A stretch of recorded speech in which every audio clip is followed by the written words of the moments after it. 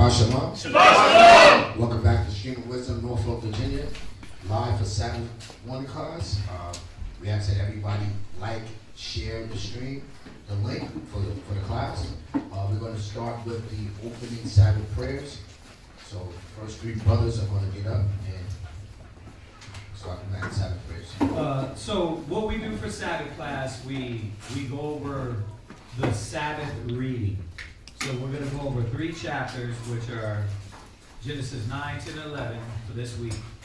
And if you got any questions on the chapter, please feel free to raise your hand and ask. All right. If the questions are off of the chapter, we can always do that after the reading is over. All right. So that way we can keep on topic with the class, and then we can answer any questions outside of the classes afterwards. All right. What we're going to do now, we're going to say, for Sabbath morning class, we say the prayers to the Most High, and everything we say in Hebrew, we translate in English. All right, so that's what we're going to do right now. We're going to say these prayers, and then we're going to go into the reading.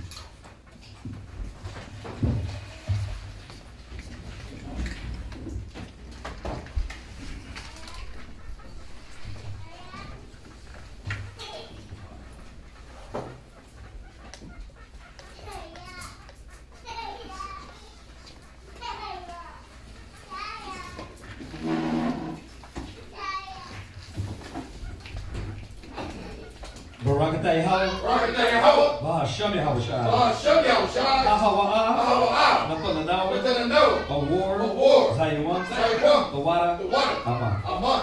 Bless you, Yahweh, in the name of Yahushua, that gives to us the light to see. Thanks, so be it.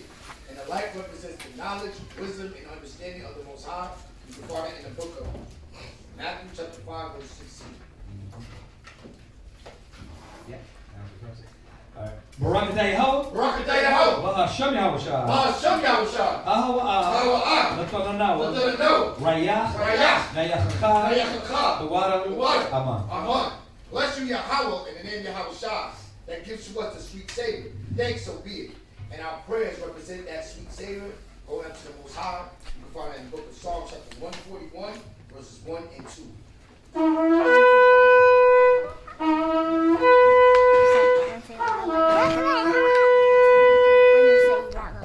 At my gym, we'll put down Yerushalayim, Stand and face Jerusalem. which is to the east.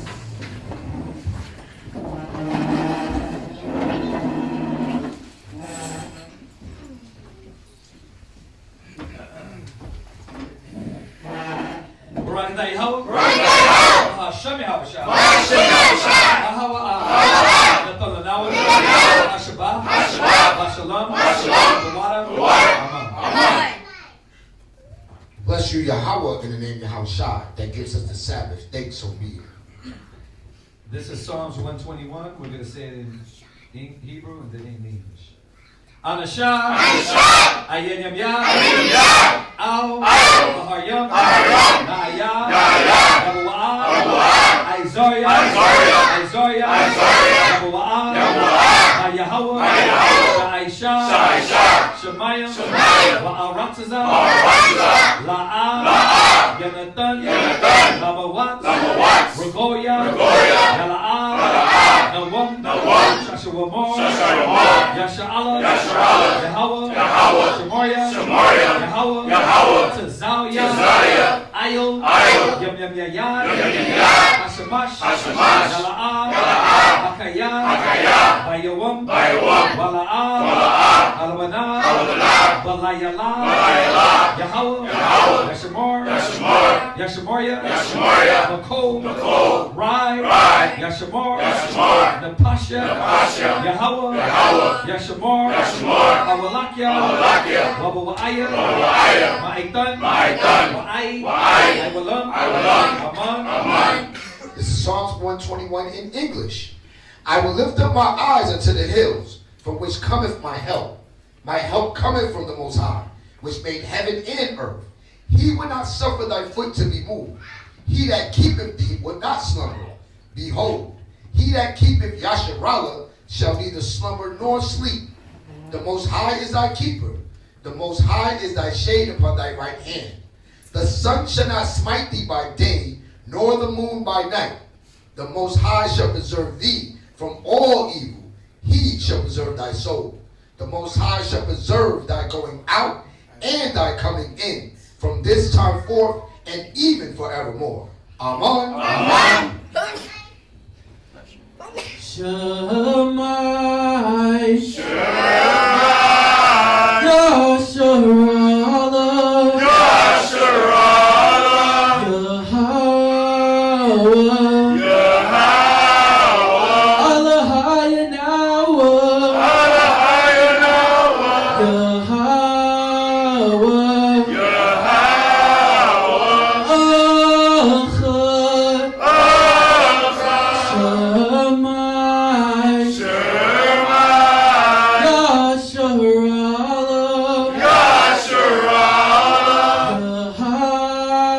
Yahweh, Yahweh, Allahayanawa, Allahayanawa, Yahweh, Yahweh, Achad, Shemai, Shemai, Yasharallah, Yasharallah, Yahweh, Yahweh, Allahayanawa, Allahayanawa, Yahweh, Yahweh,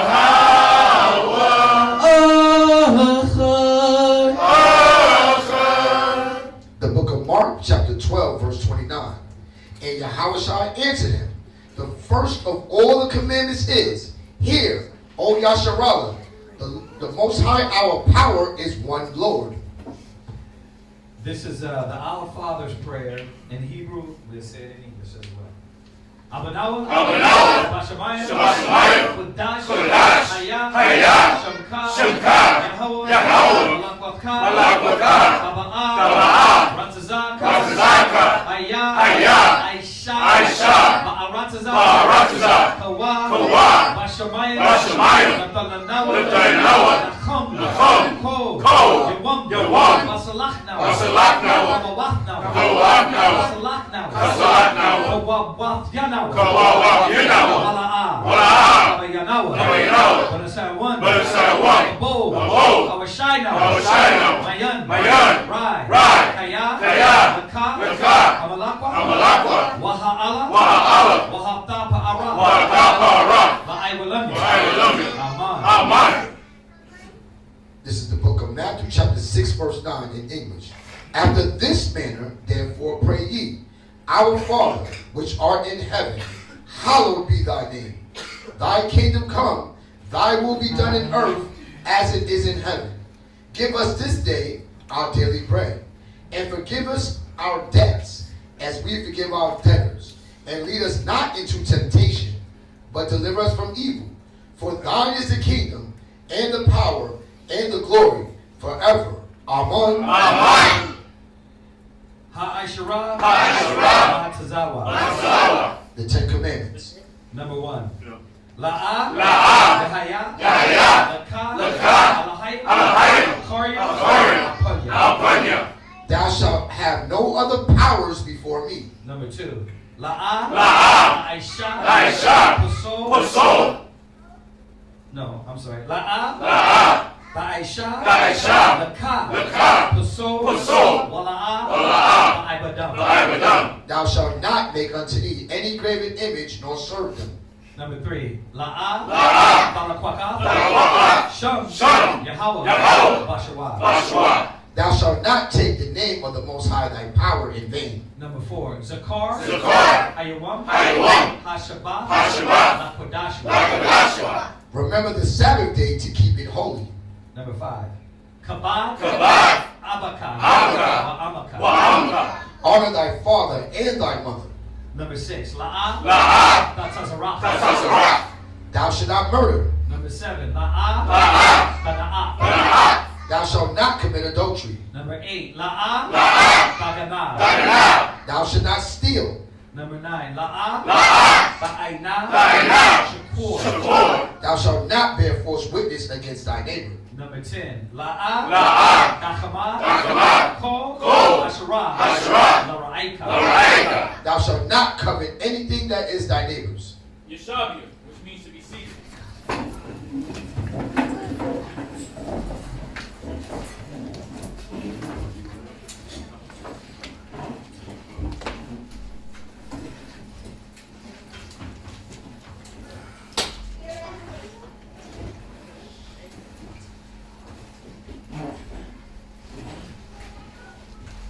Okay, so what we're going to do is we're going to salute the young priests in.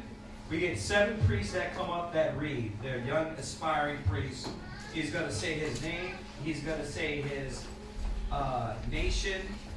And he's going to say his tribe. Name, tribe, and nation. That's what he's saying in Hebrew as he comes up. So we're going to call for his announcement.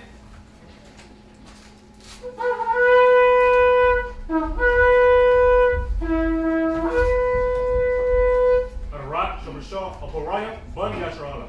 Harak, Shabar Shashal, Aparayim, Bani Ashala, Imagine, Harak. Yahweh Shem Yahushua Barakatam. Then we saluted him, he saluted us. We said, God, in the name of Jesus Christ, bless him. And he said the same thing else.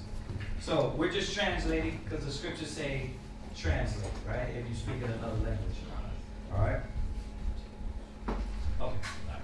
All right. So he is going to be reading Genesis 9, verse 1 down to 13. Genesis 9, verse 1 down to 13. A lot of this is really not that much in depth, but if y'all have any questions, just ask. It's kind of easy read here. Go ahead. Genesis chapter 9 and verse 1. Right, you can take that out, the sin. Genesis 9 and 1. Go ahead. And God blessed Noah and his sons, and said unto them. Right, now everybody online should have got last week the flood and all that, right? We were actually speaking last week, so y'all gonna have to read the 7, 8, 9. But what happened was the Most High flooded everything. Everybody should know this. And the ones that made it out of it was Noah and his family. We were talking about that yesterday a little bit in class, how the Most High knows how to choose a woman for a man, right? You can't say, well, man, there ain't no righteous woman out there. If Noah was a righteous man, then the Most High would do what? Bring Noah a righteous woman. And then Noah's sons, righteous women as well, right? So the Most High will not leave us comfortless. He knows what we need. All right, so they're the ones that made it out. Go ahead. He said unto them, Be fruitful and multiply, and replenish the earth. Right, so another, you got to bring this out too, because a lot of Christians think, or almost, they kind of insinuate that sex is evil, or sex is a sin. Right. The Most High is not going to give us the commandment to replenish and bring forth children, and it's sin, right? When David said, I was born in iniquity, he wasn't talking about sex. He was talking about this world. He wasn't talking about the act of sex. Because if that was the case, then why did the Lord tell Adam, and coming back and telling Noah what? Be fruitful. Bear children, right? And we know how that happens. All right? So just a point to bring out, because Christianity, man, has led our people astray in these little nuances, and they kind of give us these concepts, because that's backwards. He told us to multiply, but sex is a sin. Now when I'm having sex, I don't know, is it sin or is it that's confusion. God is not the author of confusion, but of peace, right? So go ahead, read on. Verse 2.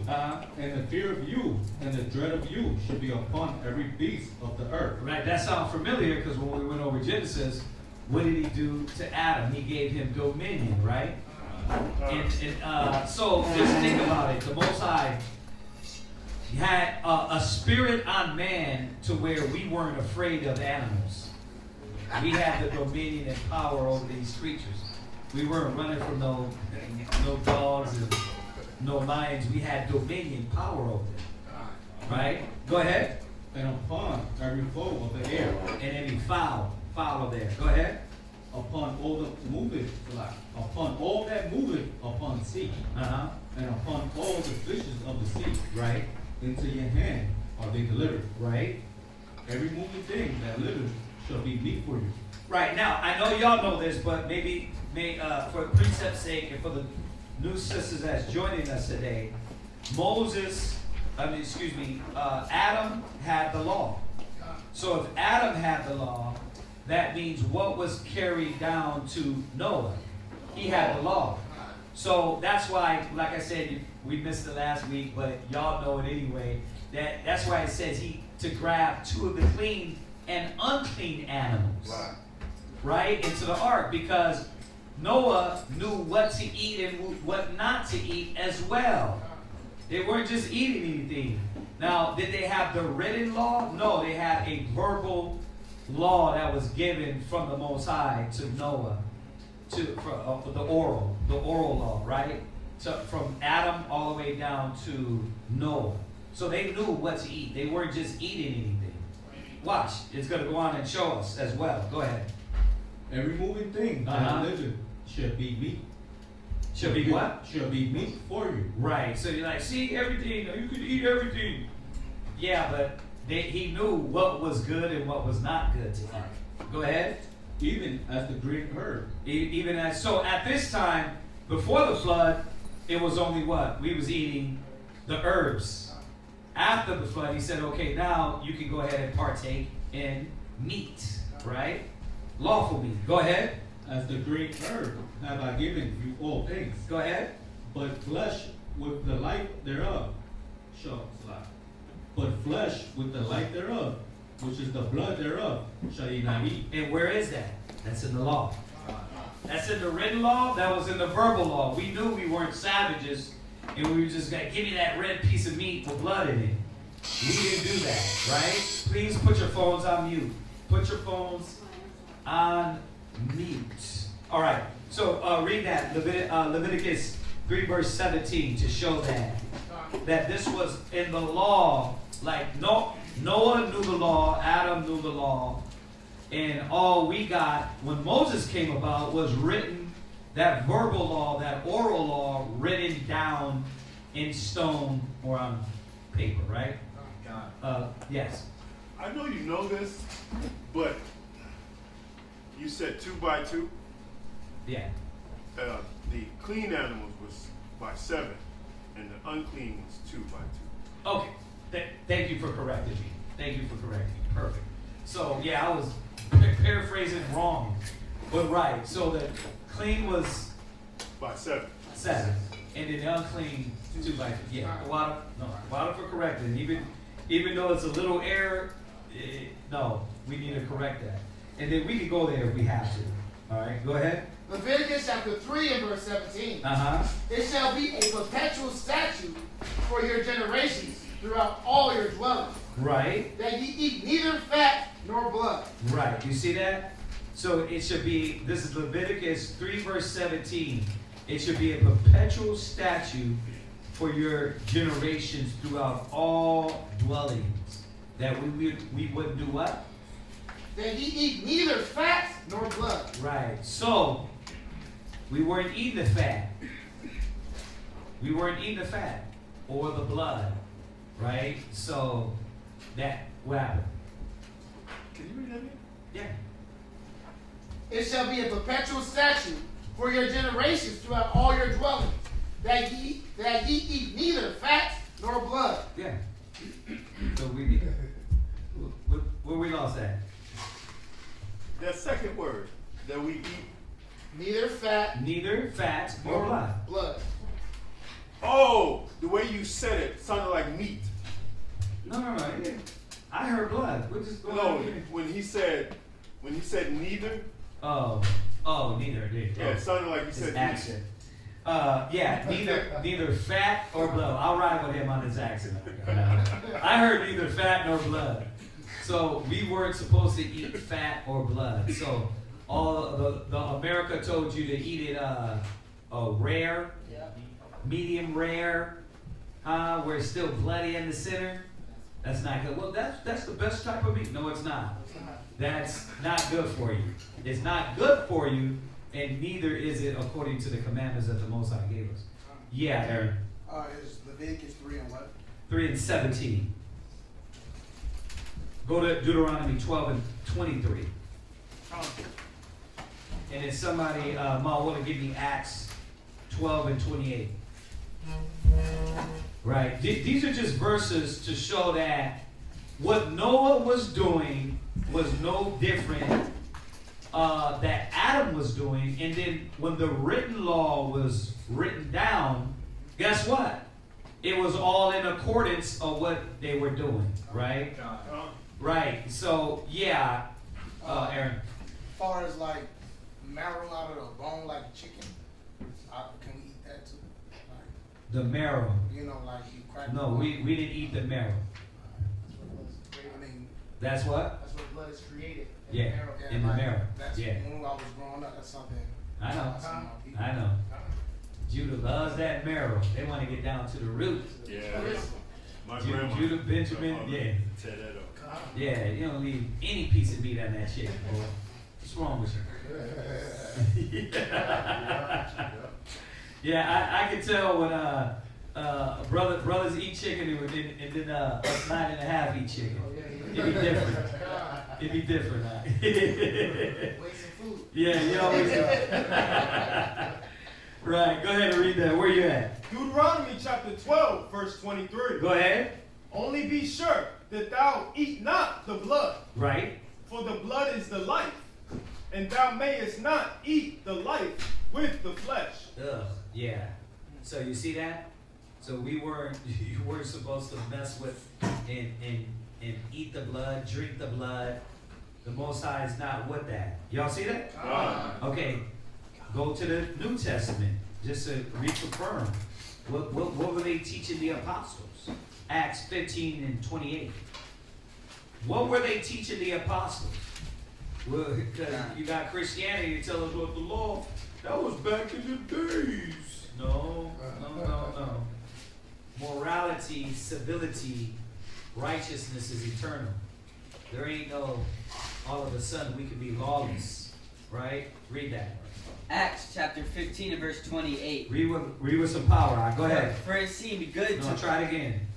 Try it all over. Go ahead. Acts chapter 15 and verse 28. Go ahead. For it seemed good to the Holy Ghost and to us to lay upon you no greater burden than these necessary things. Right. He said, look, before we get into the weightier matters of the law, let's start with the basics. Right? Instead of the weightier things, right? Let's start with the basics. Yeah, before we, try to get people at the door on how they're dressed and stuff, let's start with the basics. Do you believe in the Most High? You know what I mean? Do you want to follow righteousness? Right? And then the natural occurrence will happen, which is humility to righteousness and submitting to the Most High. Go ahead. That ye abstain from meats offered to idols. See, you abstain from meats offered to idols, right? Don't be partaking in none of that. This is what he was telling them. Go ahead. And from blood. And from what? And from blood. Yeah, because this whole eating the blood thing started way back with the Greeks and the Romans. The whole medium rare blood in it. Remember, we followed them. That's why now we eat like that. The 12 tribes followed them. Now you eat. Remember, in slavery, what did they do to you? They give you the gizzards. The chitlins. The stuff that smell like doo-doo. Huh? Yeah, they give you the N-word. But those were the things that you would throw away. And they're gonna give you the bad part of the things. Oh, what's that? That's crazy. You said that it was commanded for us not to eat the organs that blood in it. Right. And that's what they fed us. They fed us. That's pretty good. They fed us the things with blood. Yeah. So this is what he's reminding them in the New Testament. So just to show us that, like, no, it was the law was set for to keep us right. Go ahead. And from things strangled. Right. And from things strangled. Right. So the offering of idols, and they doing rituals. The strangled, it goes into the rituals. I mean, that one rapper girl, she was doing that the bruja. Yeah, she was over there, chicken heads and with Azalea Banks. Yeah, she's doing all that because she what? She's worshiping other deities and gods. Right. So go ahead. And from fornication. Right, and for fornication. So I just wanted to show you that part about the blood. Like, these are the basics that we were, that removed us from a heathen mind. Man, not eating blood is heathenistic. So, the Most High is establishing the law. So, no one knew this, all right? Jump back. Jump. What you got? Oh, the one I quoted? All right, go ahead. Genesis 7 and 2. Yeah. Or rather, misquote. Genesis 7 and 2. Go ahead. Genesis chapter 7 and verse 2. Of every clean... Look. Remember, if y'all got any question on it, just raise your hand. All right, go ahead. Genesis chapter 7 and verse 2. Of every clean beast thou shalt take to thee by sevens, the male and his female. And of the beasts that are not clean, by two, the male and his female. Right. Perfect. So yeah, the Most High had clean animals back then and unclean. It wasn't just everything's good to eat. You know what I mean? We knew what not to eat and what to eat. What things were created for its purpose, right? Don't let them deceive you. Well, we didn't have refrigerators back then. That's why. Like, we the wisest people on earth, but we didn't know how to refrigerate our food. Who told you that lie? That's madness.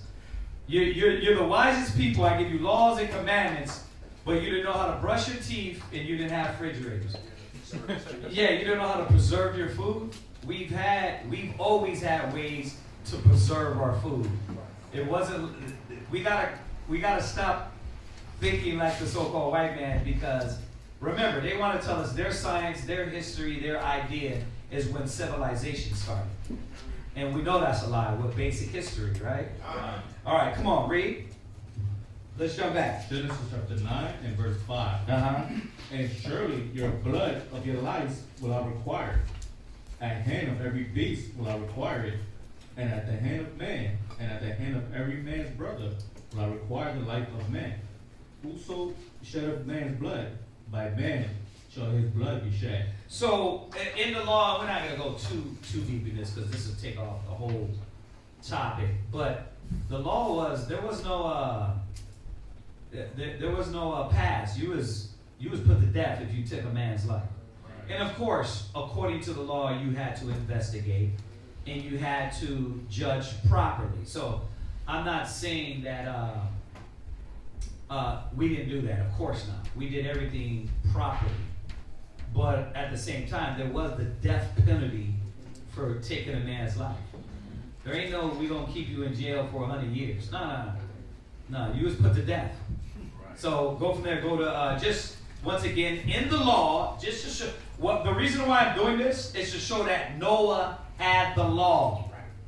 He had the law. Go to Exodus 21 and 12. You're reading laws right here, but you're not reading the Mosaic thou shalt not language. You're reading the law. He's telling you, if you do this, this is going to happen. That's the rule, right? Go ahead. Exodus chapter 21, verse 12. Go ahead. He that smiteth a man so that he die, shall he surely put to death. And shall, read it one more time. Come. He that smiteth a man so that he die, shall be surely put to death. Yeah, you see that? So, once again, the death penalty was on the table. We all get well, the death penalty is that. Yes, that's of the Most High. Right. Not saying things were not done through investigation, too. Because we know the white man got that part down real good. Right. They know how to what? Clouseau. They know how to seek out. They know how to find. But the Most High put that on them for what? For the purpose he had for them. For judgment. Because if he didn't have that, you got a lot of people getting away with murder. So remember, Esau is a hunter. So that's one thing they're good at. You know, hunting out and who did it. But it's two things that's happening there. It shows who they are, but it's also showing what? The Most High gave them that talent to seek out, or else there'd be murder everywhere. Right? So yes, you have to seek out, judge, and you have to judge properly. Yeah.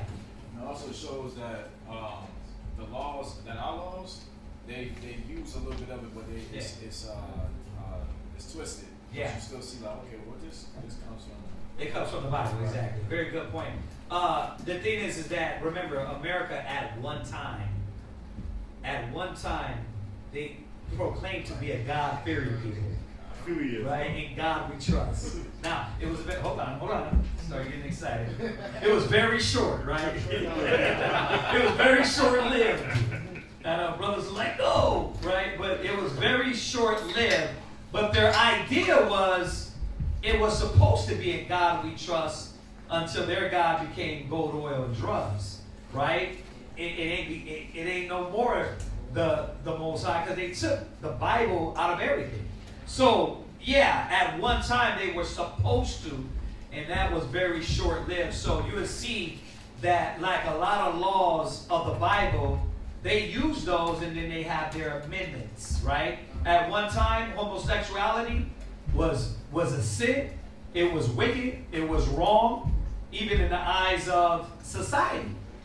But they took the Bible out, and now it's what? It's okay. So you start seeing that. Go to Isaiah 24, verse 5 real quick. Just on that point. Isaiah 24, verse 5. And then we'll jump back. Isaiah chapter 24, verse 5. Go ahead. The earth also is defiled under the inhabitants thereof. Okay, so now go to hold that. Go to Job 9:24. We're gonna hold both. We're gonna go to both of these real quick. So the earth is defiled because the Bible is gonna talk to us. The earth is what? The earth also is defiled under the inhabitants thereof. So it's defiled under the inhabitants. Why? Go to Job 9:24. Job chapter 9, verse 24. Uh-huh. The earth is given into the hand of the wicked. So, because the wicked rule. The earth is given in the hand of the wicked. That's why it's defiled. Right? All right, jump back to Isaiah. You're done. Go ahead. Because they have transgressed the law. Because they transgressed the laws. So, everything is defiled because they transgressed the laws of the Father. They tell you don't run the red light. They got their rules, but what about the Father's rules? Right? Go ahead. Change the ordinance. They did what? Change the ordinance. So the order is God, Christ, man, woman, and children. How else do you bring society into chaos? You change the order of the community, the household, the family, and what do you have? You got chaos. Right? So they tell the kids you can divorce your parents. You can emancipate from your parents. They tell the woman, no, the man is not the head. You guys, you got the last word too. You an individual too. Now you what? Now you're arguing, fighting for power, right? They tell the man, oh, you know what? Your head in Christ, your head is, like we said in the street speaking, right? Gold, oil, drugs, money, education, a high credit score, a nice car. That makes you a man. So now the man don't chase the father no more. The woman don't respect the man. The children don't respect the parents, and the earth is defiled. Now you got different concepts. They can come in and destroy the minds of the people. So this is what's going on. Go ahead. Broken the everlasting covenant. Every covenant that the Father has given us, they somehow have broken every law in the Bible. Every way the Bible says they're going to go against it. Go ahead. Therefore have the curse devoured the earth. So what's the curse? Okay, let's start. He said they've broken the laws. So God gave us moral laws, right? Marriage. They say, well, nope, marriage is only when you get a ring or a paper. So now you're fornicating and you don't no longer respect a woman and you have sex with her and you have sex with the man, but then you don't become married the right way, and what happens? Now all you're doing is just whoring each other out. So those are moral laws. So because the concept of America is, no, you're only married only when you got a ring and a paper. So they're like, okay, so what about sexual relations? Not knowing that all these things is part of marriage. The ring, or the Bible don't say nothing about a ring, but the matrimony, right? And then the contract, right? And then laying with this individual. That's part of marriage. So now we no longer respect marriage. Now what do we have now? We have our communities infested with what? Divorce. Huh? Diseases, right. You have our communities infested with these things. Why? Because nobody wants to take on the duty of a marriage. And nowadays it's even worse. They're like, well, I could just swipe left and run through everybody. Everybody I swipe through, I could run through. Right? So now you got the moral laws done away with. Brotherhood is not there. I mean, there's a lot of moral laws, but I'm just picking one at a time, right? Yeah. Then you got the civil laws, how to govern and run a nation, right? Civil laws, like charging your land taxes. Like, you weren't supposed to do that. You were supposed to charge the 10th, right? But you weren't supposed to charge the 10th on top of the 10th, on top of the 10th, and then the 10th, the 10th, and then you broke. Right? Or now, that ain't your land, that's my land, I really own the land, and you gotta pay me for the land, you gotta pay me for the taxes, you gotta pay me for the water, the lights can't be your own. So moral laws are destroyed, civil laws are destroyed, then the dietary laws. No, pork is the other white meat, shrimp, crab, lobster, you're living it up when you eat these things, right? And that's why we got the high blood pressure, diabetes, overweight, you got gout, you got all these things. Why? Because every law they go through and say, nope, we're going to do opposite of that. They transgress the law, moral laws, civil laws, dietary, and then of course ceremonial laws. There was 5 sets. The last one, sacrifice, was done away with because we know Christ was our last sacrifice, right? But ceremonial laws, which is serving their holidays. Because now you're thinking like, well, how does serving the holidays take us out of the Most High? Well, first of all, one, you're breaking what the Most High gave us as a nation. Us, the children of Israel. Now the heathens, you can do whatever y'all want till Christ come back. But we are supposed to be doing what the Father said and following themes and traditions that are with us. Meaning that Halloween doesn't got nothing to do with us. Christ wasn't born on December the 25th. You never read that in the Bible. You read our days that commemorate our salvations. Right? Hanukkah, right? That's coming up. Passover, Feast of Unleavened Bread. Everything correlates with historical events that happened to us. Like their 4th of July, they supposed to celebrate that. Not you. You was getting damn whipped like a slave, and you was being told like you ain't got no independence. You ain't even a man. So that independence ain't got nothing to do with us. If it did, if they really respect your independence, we wouldn't have to pay taxes on the land. We wouldn't have to pay for water. We would be free man on land. Right? But we're not. So moral laws, civil laws, dietary laws, ceremonial laws, they have found some way to get you to disown all the laws of the Bible. Right? Go ahead. And they that dwell therein are desolate. And we're what? Are desolate. Yeah. The scripture tell you about the shrimp, the crab, the lobster. All this is to clean the water. Now the water's more dirty. The pig was supposed to be the sanitation of the earth, but now they're just going to bury it under a big hill and talk about trash hill. Yeah, trash hill. Right? It sounds more poetic like the name they put on it, right? It's trash hill, bro, with dirt on top of it. And they're like, that's how they use what is it? Biodegradable stuff. They're gonna bury it, right?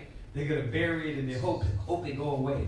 That's the system, right? We're gonna give you a pill. It doesn't really take away the disease, but we're gonna hope it's gonna cover it up to a certain extent.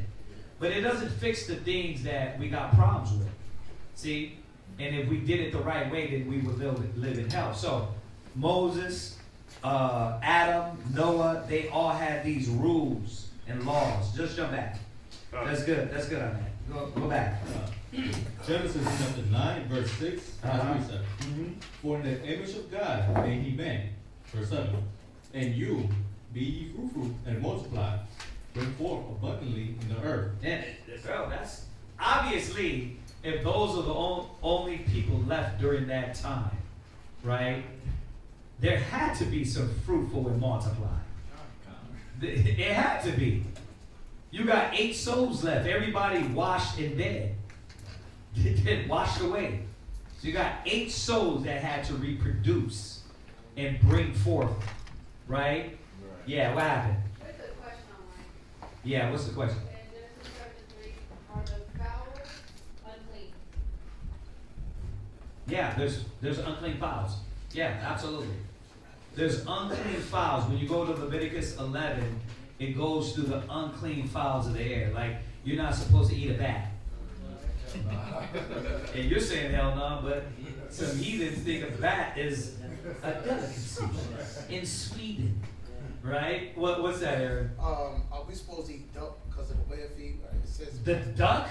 I think duck is unlawful. Yeah, because of the web feed. Yeah. What's that? Okay, we're bringing what is it? 7 and what? 7. Go back to 7 and 3 before we go there. I didn't see your hand back there, Manazazak. What's up? Montezar cut at scripture. It was Job. What? 9:24. All right. Yeah. Go back to Genesis 7 and 3. Genesis chapter 7 and verse 3. Uh-huh. Of fowls also of the air by sevens. Right. The male and the female, to keep seed alive upon the face of all the earth. Right. For yet 7 days. And I will cause it to rain upon the earth. Right. Remember, the 7 of the clean, and then what did it say for the unclean? 2s. So absolutely, right? And of course, every bird that couldn't fly that high, a lot of birds died too. Not every fowl, right? But you see the spirit in. I'm sure they went over this already last week, but you see the spirit the Most High put on all these animals to be collected. There had to be a spirit on them. Now, when you look at the kids' cartoons, they see all the animals just going to Noah, right? You're like, okay, I can see the Most High put the spirit on a lion, right? And you had to have dominion over the lion to grab a lion and what? Make him submit and come into this ark. An elephant to come in this ark. What's another? What wild animals? lion. A bear, a tiger, right? A panther, right? So yeah, absolutely. The Most High had to put a spirit on all the animals, clean and unclean, to come and be part of this ark and be part of salvation during that time. All right. So jump back. Genesis chapter 9, verse 7. And just for the sister, you can always go to Leviticus, the 11th chapter, where it gives us, when pertaining to the things that are flying, the fowls, start at verse 13 down. Because like the brother said, there are some animals that we can't eat, but there are some clean fowls that we can eat. So if you want the details, go into Leviticus 11 and 13. Yeah. Kind of keep an eye on that chat too. All right, go ahead. And multiply therein. Verse 8.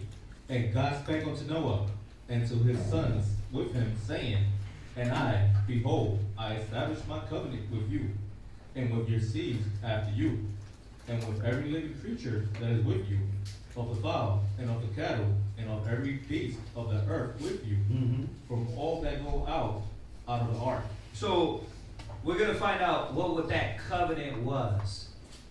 the 8 covenants. It's like, okay, brother, you're right, but this covenant is, it was just watch, just read on it. It's simple. It's like, we don't have to, like the covenant of Noah, right? The covenant of Noah was just, he's not going to wipe everything out. Yeah, it wasn't, go ahead. To every beast of the earth, and I will establish my covenant with you. Uh-huh. Neither shall all the flesh be cut off of any more by the waters of a flood. That was the covenant. That was it. It wasn't more in depth, right?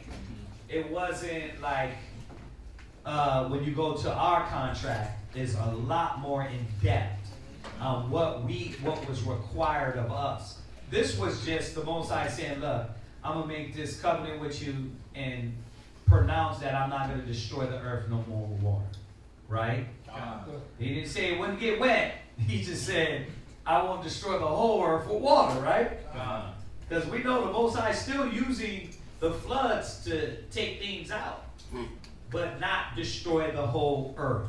All right, go ahead. Neither shall there any more be a flood to destroy the earth. Right. So that was the covenant, y'all. There was nothing extra with that covenant of Noah, right? Go ahead. And God said, this is the token of the covenant which I make between me and you. Right. So he gave them the covenant, and then he gave them a token of the covenant. You see that a lot in the Bible, right? He gave Abraham, as we read on, the covenant. Then the token of the covenant was circumcision, right? So that to say that you're a part of this is what he did. But as you see that this covenant was with Noah, but really with all humanity, right? As the contract that the Most High made with the children of Israel wasn't with everybody. Right. This was with everybody. He wouldn't flood the earth with water. And then the token of the covenant was what? And the token of the covenant which I make between me and you and every living creature that is with you for perpetual generations.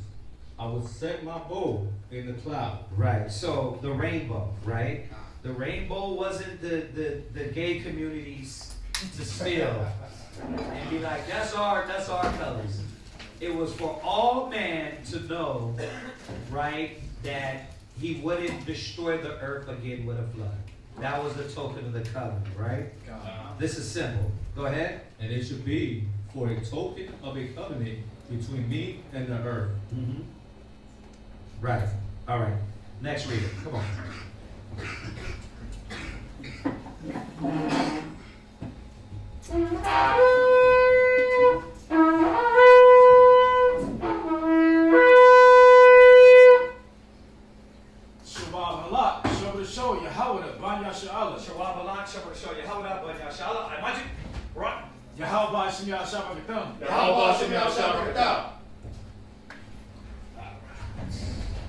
Yeah, like I said, a lot of this is really gonna be not that much in depth. Some precepts, but not too in depth. All right. So you're reading from 14 to 26. 14 to 26. Yeah. And what's your name, sis? Chelsea. So anytime if you have any questions, just raise your hand. If the floor is open. All right, go ahead. Genesis chapter 9 and verse 14. And it shall come to pass, when I bring a cloud over the earth, that the bow shall be seen in the cloud.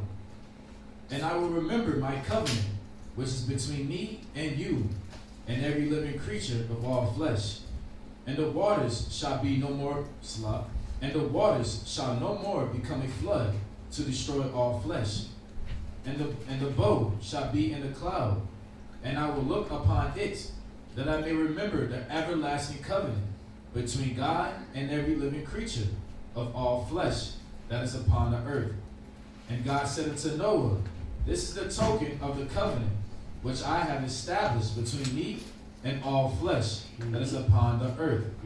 And the sons of Noah that went forth of the ark were Shem, and Ham, and Japheth. Okay, so we are going to learn a lot of stuff though, because this is what everything is based off. Like when the white man goes around talking about you're anti-Semitic, he means Shemitic, right?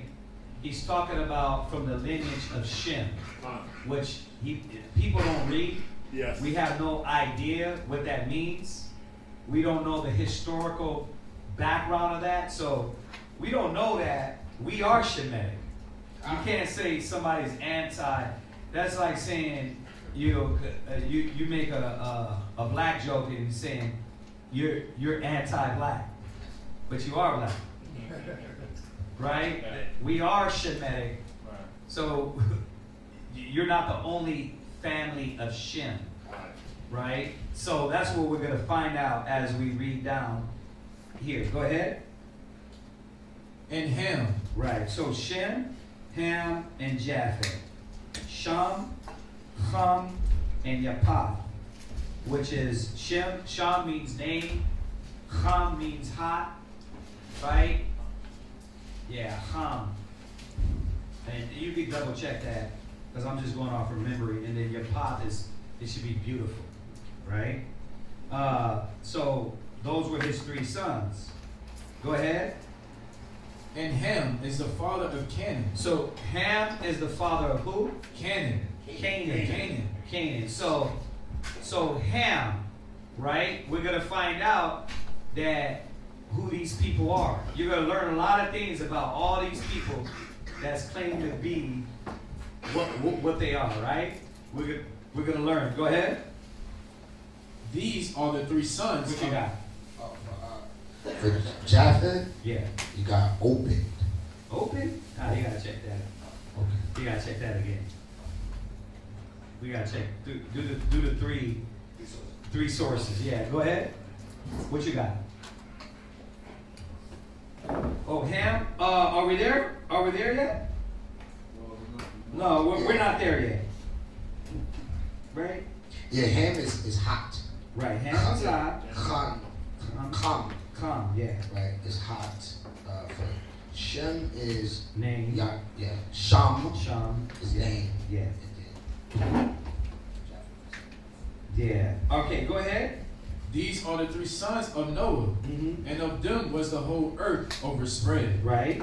And Noah began to be an husband, and he planted a vineyard. A husbandman. A husbandman. Right. So a husbandman is a what?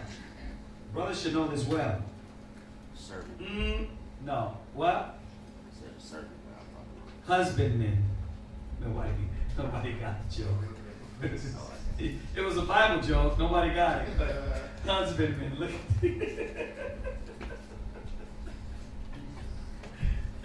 Okay, so you have warriors and then you had husbandmen, right? The husbandman was at home tending to the vineyard. All right, what you got? What's the definition of husbandman? Husband, a person who cultivates the land, a farmer. Right, Farmer John, right? So you're at home, right? Well, you're the husbandman. Like when you read through the scriptures, he would tell everybody, okay, if you're fearful, stay at home. They were all the husbandmen, right? All right, go ahead, read it. Genesis chapter 9 and verse 21. And he drank of the wine and was drunken, and he was uncovered with his tent. And Ham, the father of Canaan, and Ham, the father of Canaan, and Ham, the father of Canaan. Go ahead. This is where the brothers that studied for your Hebrew test, we had a brother that said, oh, the test is just Hebrew. But no, it's understanding what these names mean in Hebrew and their meaning behind it, right? That Canaan, we know who the Canaanites are, right? I don't want to jump, he's going to go into it, but all of that stuff that's on that test is right here. It's Bible based, y'all. Yeah. Huh? All right, go ahead. And Ham, the father of Canaan, saw the nakedness of his father. Right, he saw the nakedness of his father. Go ahead. And told his 2 brethren without. Right, so Remember, it's not funny unless you're weird. Unless you're a weirdo, you see your father naked, or your father and the mother in bed naked, right? Because we know according to Leviticus, go to Leviticus 18, 7 and 8. Right? Whether he was in bed, unclothed, right, with his wife, or whether it was him alone, regardless. Like, you don't laugh at that. That's not funny. It's not a joke. You know, it's not something to laugh about. And back in these ancient days, it ain't like now you get away with it. Nah, you were cursed. And that's what's going to happen here. But read this. Leviticus chapter 18, verse 7. Go ahead. The nakedness of thy father, or the nakedness of thy mother, shalt thou not uncover. Right. So you weren't supposed to uncover that. The nakedness of your father or your mother. Then give me the other one where it says the nakedness of your father is, where's that one at? Is it? 11 verse. Go ahead. Verse 11. The nakedness You said of what? Verse 6. Starting 6 on down. Go ahead. Verse 6. Uh-huh. None of you shall approach to any that is near of kin to him. Right. To uncover their nakedness. Right. I am the Most High. Mm-hmm. So there's none of that. There's none of that. Brother dealing with the sister, two sisters, two brothers, or I mean, all of this stuff that America, you know, it's incest, right? The Most High does not deal with incest, right? Jump to verse 11. Verse 11. The nakedness of thy father's wife's daughter, begotten of thy father, she is thy sister. Thou shalt not uncover her nakedness. Thou shalt not uncover the nakedness of thy father's sister. She is thy father's near kinswoman. Thou shalt not uncover the nakedness of thy mother's sister. And yes. Oh, I'm sorry. I haven't been looking over there. My head don't naturally go that way. My bad, y'all. So you said don't. No, Leviticus says don't uncover the nakedness of our body. Right. But in verse 21, and I've been over this a couple times, but it says when he was uncovered, which means removed, within his tent, like with. So he's laying in his bedroom. And then. Noah made himself uncovered, like. Yeah, so he's in his room. Right? Why you don't want nobody to go in your room? Because you could be laying anyway, right? And then what happens? Who was that? Ham comes in and sees them in the bed. So Noah got his clothes off. But Noah had his clothes off, right? Yeah. He's seen either Noah butt naked or Noah and his wife naked. Because that's what we're reading here. Watch, check this out. Read. Verse 13. Uh-huh. Thou shalt not uncover the nakedness of thy mother's sister, for she is thy No, mother. let's go straight to the point, huh? What verse is it? Because that's going to get into all of that. Let's just go straight to the point. Oh, did we already read it? 7 and 8. Read it one more time. Just to establish this point. We can always go over the full entirety some other time. Go ahead. Verse 7. The nakedness of thy father, or the nakedness of thy mother, shalt thou not uncover. She is thy mother. Thou shalt not uncover her nakedness. Right, no, but there's another one. Verse 8, read verse 8. The nakedness of thy father's wife shalt thou not uncover. It is thy father's nakedness. There you go. It is thy father's nakedness. So they could have been in the bedroom, laying together, and then Ham comes in and he makes a sport of that and is laughing about it. Hey, look, mom and dad, or dad is, but that's not a joke. But that's how you know now who are the Hamites. They're the Africans. Right? Now, look, go read that definition of Ham. Now, this is out of your Zondervan, and I know y'all know this. This is for the new sister. This is out of the Zondervan. This is just a Bible dictionary, all right? It's just going to give us a little edification, which we're going to read in the next chapters as well, right? So it goes with the Bible. Go ahead. Ham, the youngest son of Noah, born probably probably about 96 years before the flood, and one of the 8 persons to live through the flood. Right. He became the progenitor of the dark races. So Ham became the forefather of the. See, here's the thing. Listen to what this is saying. Now, remember, the white man wrote this dictionary, right? He became the progenitor of the dark races. Read. Not the Negroes. So what does that mean? Us, not us. That means what? You're not Hamitic. So while you think you're African American, it's telling us here. Then another thing we're learning is what? What white man has black babies? So that means that what Noah had to be? He was a black man. And show me one Edomite white person that can have black babies. Now, black people can have white babies because it's in your genes. But it ain't the other way around unless you got a black woman in there. No black man can produce like that. Yeah. I mean, no white man, excuse me, that can produce like that. Yeah, that's physically, scientifically, and all the above impossible. Right. Their own scientists. Their own scientists have came out and have disproven that they could have black babies going back 40 years. And now Chinese scientists are saying that. Yeah, they cannot. They cannot. They cannot, exactly. Yeah, what's up, Danielle? So in school, in science class, we was actually doing the lab, and it was showing that, like, if you have 2 white rats, you cannot make a black baby. But like, even if you have a black rat. Yeah, even if you Who's have diabolically enough to come up with that? Yeah. You got 2 white rats. But anyway, go ahead. Even if you have 1 black rat and 1 white rat, it would still most of them will come out black. Right, because the gene, right? The gene in them. So yeah, go ahead, Aaron. Backing up with both of them saying it's because of the recessive gene. The recessive gene takes 2 genes to make. So recessiveness, 2 white people can only make a white person because they're recessive gene. Right. Us being a dominant gene can make co-dominant, but can never be recessive. It's that melanin. Yeah, so it can never be recessive. Only thing that can do is turn a recessive gene to a co-dominant gene, meaning mingling and making light-skinned children which are co-dominant, meaning they carry the dominant gene and everything will receptively, like you're saying with the rats. Yeah, that's why the Kardashians want those black babies, right? Because they're gonna come out with the genes, the Negroid genes that they tend to, and I'm using the words that they use at that time, right?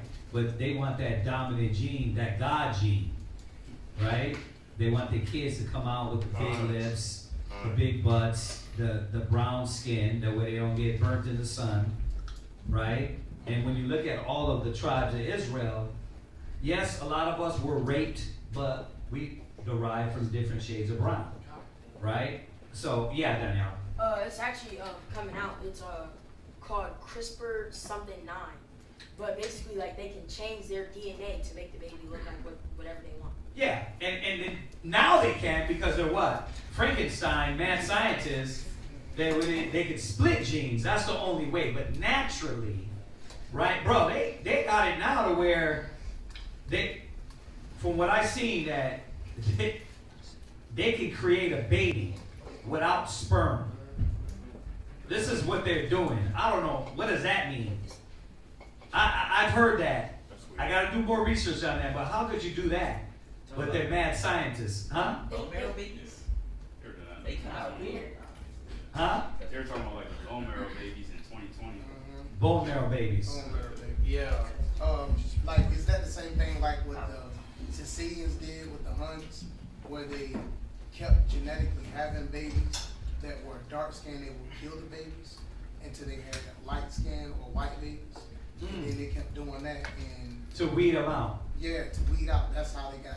Yeah. Sicilians are different than any Italians. That's why they have darker olive skin and greasy hair, supposedly, because they were first dominated by the Huns. When you start talking olive, there's only green, olive, and black. But that's what they're Right, They I know, call I it know. shade. I'm just saying. I can't think of Ain't no green people, there's only black, there's dark skinned people. But go ahead, Yeah, Diana. they're trying to call it asexual reproduction, to where you only need one parent. And they're teaching you this in school. Yes. That's what happened to lizards. Right, but they're teaching them this. So like this thing with science, what they're doing with the kids is trying to show them that what God says is impossible, we can do. So what they're trying to do is break down the word of the Most High and destroy it in the kid's mind at a young age. Because then you second question, well, how are you saying it's not possible, but we can do that? You can do it, but you're going to do it in a warped way. Not, you're going to do it in an AI way, artificially. It ain't going to be the Most High's way, right? Right. Go ahead, one more. And they also say, as a baby, we all start out female and turn to male. So that's how how they pretty much say. Yeah, because they're warped. Yeah, they say like we all start out female, then turn to male. So I don't know, but that's the hypothesis. Well, you're a tadpole. Yeah. Right? Like all flesh is not the same flesh. There's a flesh of animal and there's a flesh of human, right? There's a flesh of male and there's a flesh of female. See, this is what they don't want to bear witness to. Why? Because it's all about destroying what the Most High said, making this a lie. So when the kids come out of school, they're like, well, I don't agree with that. Well, what I feel is, from what I seen, the studies we did, what the scientists did, right. That's why the Most High said science falsely so called, right? But let's go back. You got some? All right, let's go back. Genesis chapter 9, verse 22. And Ham, the father of Canaan, saw the nakedness of his father. Oh, no, you were reading the definition of Ham. I'm sorry. So Ham, go ahead. He became the progenitor of the dark races. Right. Not the Negroes. Right, because the Negroes, the so-called black people, come from Shem. See, that's what they're not putting together. They won't add that piece in there. They're telling you you're not African, but they're not saying where you come from. Right? Go ahead. But the Egyptians. Right, so who are Hamitic people? Egyptians, y'all. And we're going to read it. They're called Mizraim. They're Egypt. Right? They're Egyptians are Hamitic. Right? Go ahead. Ethiopians. Ethiopians are Hamitic. You hear them say Hamitic, right? Kemet. All that is saying they're African. Right. That ain't got nothing to do with us. Right? So we didn't get into this Egyptology. It's like, so what? That's for these Hamites. These dang women circumcising Hamites. Like, that ain't got nothing to do with us. We're not Kemetic. We're not none of that. Go ahead. Libyans. Right, the Libyans, which was the original name of Africa, Libya, right? Go ahead. And Canaanites. And the Canaanites, which are South Africans, right? And of course, as we get biblically into this, who did we war with all the time? Canaan. It was us against the Africans, right? Right, because you're going to go down and you're going to start breaking this Philistine down and all that stuff. So now we understand. Check this out, because you got to know what's going on here. Basically, it's telling us Ham are black people. Now, not the Negroes, but dark-skinned people. So who the hell are the people over there in Egypt? Who are the ones over there in Gaza? Those ain't the real Philistines, y'all. Those ain't the real people of the land. Just like the Israelis, we know they ain't real. But all those people over there are not the real people. Now, I'm not saying they didn't mingle and some of them are light-skinned, but a majority of them are not the people. Because these people were really Hamites. They were Africans, yeah. Didn't we put the Arabs in their place too? They were someone that were brought in, we made the Arabs. Right. Right, exactly. Just like the Israelis, and that's why the Palestinians took them in, because it was of same type of gender they were made. Yeah. Then they betrayed them and then became Israelis. Yeah, all those people over there, whether they're Gazans, Israelis, they don't got no part in that land. That wasn't their land originally. And the Turkish people will say, how you come away dark skin. Huh? The Turkish people don't like them. So they say you're not Jews, you're Israelis. Right. And they'll be like, we can't call you Jews because you went away dark skin and came in with white. So we don't respect you. So every time they get into beef, they will run to us. It's for protection against their honor. And that happens to today. Aaron, what you gonna say? Yeah, I seen this documentary on how when they warred against the it was, I forgot what army it was, but it was warring against the Egyptians, and it was the Ottoman Turks. They were being aided by another nation, and they were warring against the Egyptians, and they pushed the Egyptians out to the Sudan, and the Ottoman Turks took over Egypt. Yeah, exactly. So you got a lot of those people are Ottoman Turks, which basically, when you get into them, you get into Esau, the so-called white people, because all they are is Ashkenazis. These cats came out of the caves. Right. That's all they are, right? But they try to make it seem like Ottoman Turk were Arabic. That's not true. That's why, see, history has been so convoluted with their story that if you don't go back and start from the Bible and put things in perspective, you won't never see the change, right? Like people right now, you're in America, they don't know a lot of people are being stripped from history that so-called Negroes were what? Slaves. That we never lived here in America. So now that's out of their mind. Think about it. This is only a few generations. Are they teaching slavery in school like they used to? Not like they used to. What? They actually say in the South it was only 25% people that owned slaves. Check that out. That's what they're teaching now. That they keep saying there was a small portion of people that own slaves. Because what they're doing is trying to take it out of history. It's not so bad as you guys are saying it to be.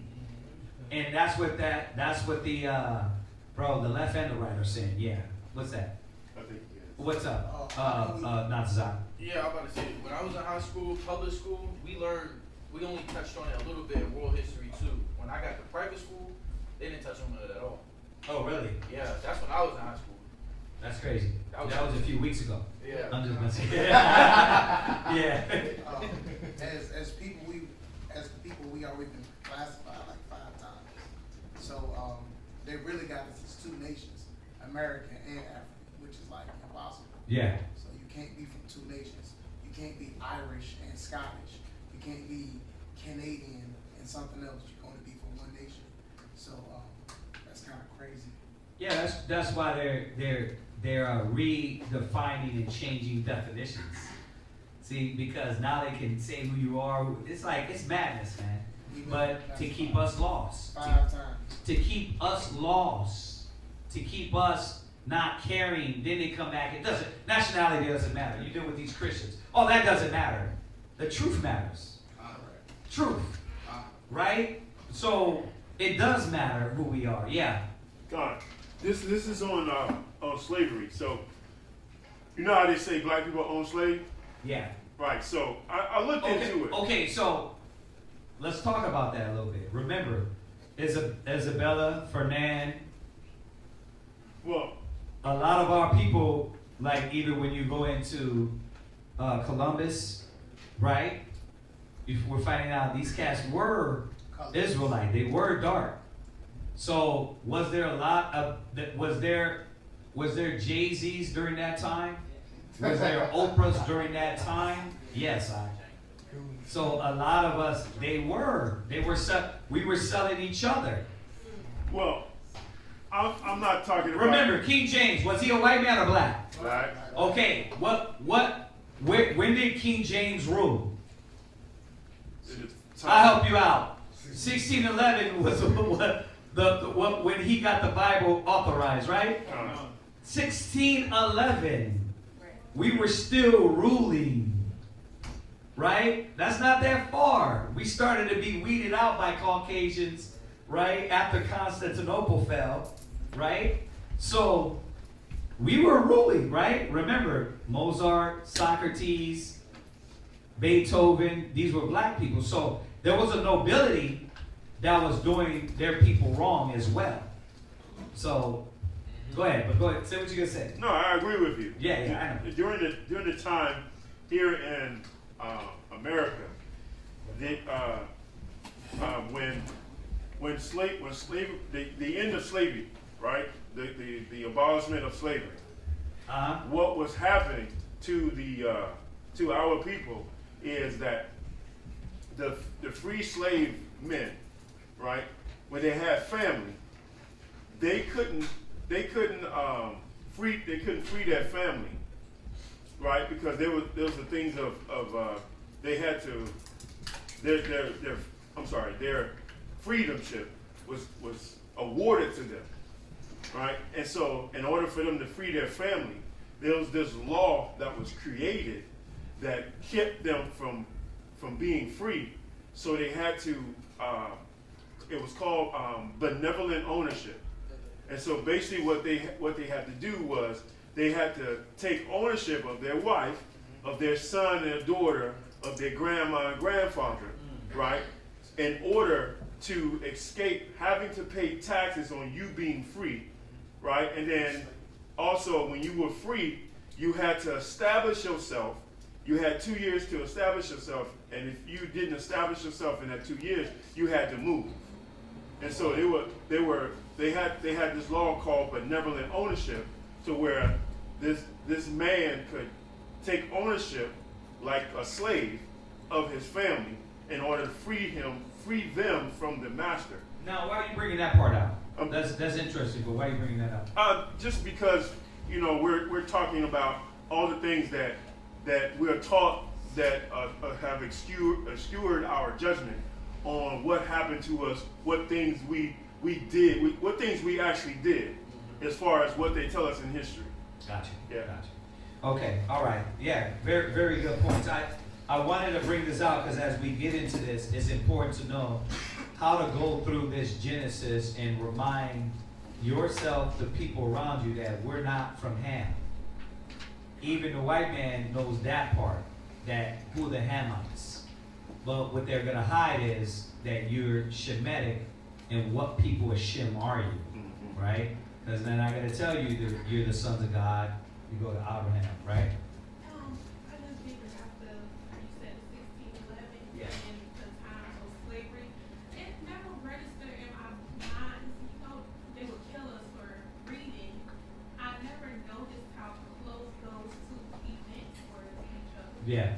That he brought it out in a book and then like adamant about murdering us If we read, yeah. I didn't know that they were like hand in hand like that. Yeah, that was the Bible in general, right? I brought out the King James aspect just to remind everybody that it was just like now, some of our people, right, that were in this prestige power, and they partook in slavery. So you had, this was the curse though. Remember Deuteronomy, his eye shall be evil towards his brother. So, yeah. All right, let's jump back. Come on. Genesis chapter 9, verse 22. And Ham, the father of Canaan, saw the nakedness of his father, and told his two brethren without. And Shem and Japheth took a garment, and laid it upon both their shoulders, and went backward, and covered the nakedness of their father. Go to Proverbs 30 and 17. Yeah, so, like, that wasn't something to be joked on or to clown about, right? That's weird for you to see your parents and think it's funny. Read that. Proverbs chapter 30, verse 17. Go ahead. The eye that mocketh at his father, and despiseth to obey his mother, the ravens of the valley shall pick it out. And Read it again. Project your voice a little bit, Al. Come on. Yes, sir. The eye that mocketh at his father, and despiseth to obey his mother, the ravens of the valley shall pick it out. Right. And the young eagle shall eat it. Right. So the Most High is not about you mocking your father and your mother. It tells you even in their, even when they slip in understanding, When they get old, go there real Right. quick. Ecclesiastes 3. Go to Ecclesiastes 3. You gotta understand that that's gonna happen. Is it 3 and 12? 3 and 12. Eh? Ecclesiastes chapter 3, verse 12. Uh-huh. My son, help thy father in his age, and grieve him not, as long as he liveth. Uh-huh. And if his understanding fail. His what? Understanding fail. Yeah, because we was just talking about it today. Like, when you get older, right, you got a lot of old people that just get real scary about everything. We're like trying to rent the location from the guy, and he's like, well, you're not going to get back with us? He's like, he's extra scary. I don't know this, because sometimes as you get older, you lose that. That's why it's important to keep your mind and your spirit in the right place. Right. Because, or else you would get older and your understanding will slip. Right? Go ahead. Have patience with him. Have what? Have patience with him. Yeah, so what Canaan was doing was out of order. Right. Right? Or excuse me, what Ham was doing was out of order. Okay?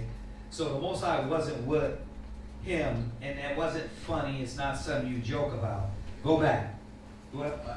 Just for the new sister, are you familiar with the Apocrypha? Yes. Okay, all right, cool. So we don't have to go into it. Good. All right, let's go. Go ahead, Shabbat. Genesis chapter 9, verse 23. Uh-huh. And Shem and Japheth took a garment and laid it upon both their shoulders and went backward and covered the nakedness of their father. And their faces were backward, and they saw not their father's nakedness. And Noah awoke from his wine and knew what his younger son had done unto him. So, like, you got a question? Yeah, Proverbs and Leviticus, what words too? The Proverbs 30, verse 17. Leviticus 18, 7 to 8.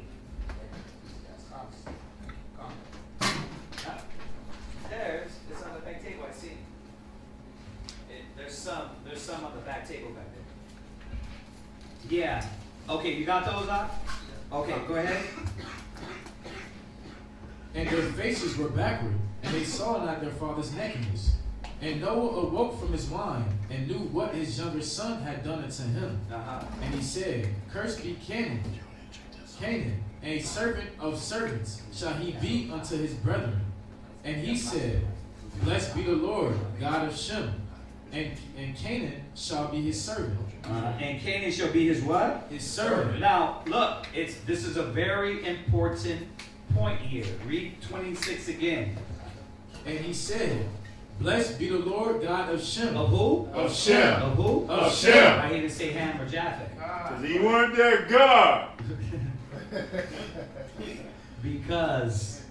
Because Shem kept, remember his name is Shem. The name. He kept with the name of the forefathers. And how do we know that? As we read on, it's going to show us how the Most High was going to work through the line, through the lineage of Shem. That's all that's going on here. It wasn't Ham. Right? Go ahead. And Canaan shall be his servant. And Canaan will be his what? His servant. It was planned that Canaan be his what? His servant. Now, as we get to Joshua, it all makes sense. As we get to the land of Canaan, and they set up, right? You're thinking, well, that's unjust. They just went through. No. It was already written. Like, why did you just go through and kill all the Canaanites? They could have set up somewhere else. It's not their land. You're my servant, and you're setting up in the wrong place.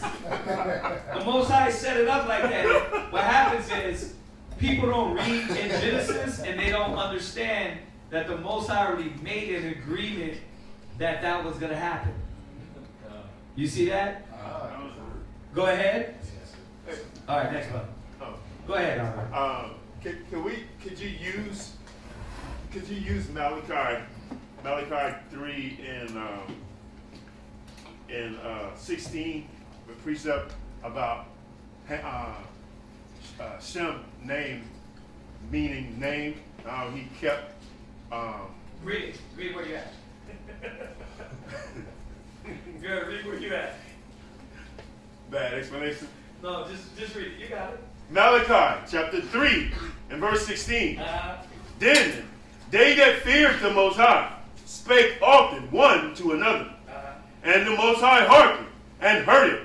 And the book of remembrance was written before him of them that feared the Most High and that thought upon his name. I see where you're going with this, to establish the point that lineage, right, followed, right, and remembered the Most High's name. Yes, absolutely. Yeah, it's on point because that's exactly what happened. That's exactly what happened as we're going to read down. Yes, sir. The fact that we're called African Americans exposed the kingdom of Hamite or Semite betrayal against us. Is that like something they work with the English?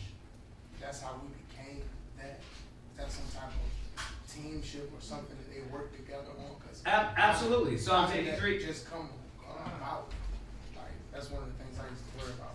How did we just become named African American and it became acceptable? And I mean, and being reclassified so many times, how were we so docile and just acceptable?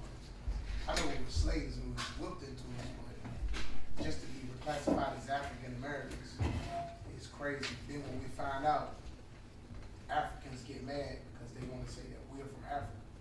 And they're like, that's the motherland, that's the motherland, that's the motherland, that's all I hear. Go to Psalms 83.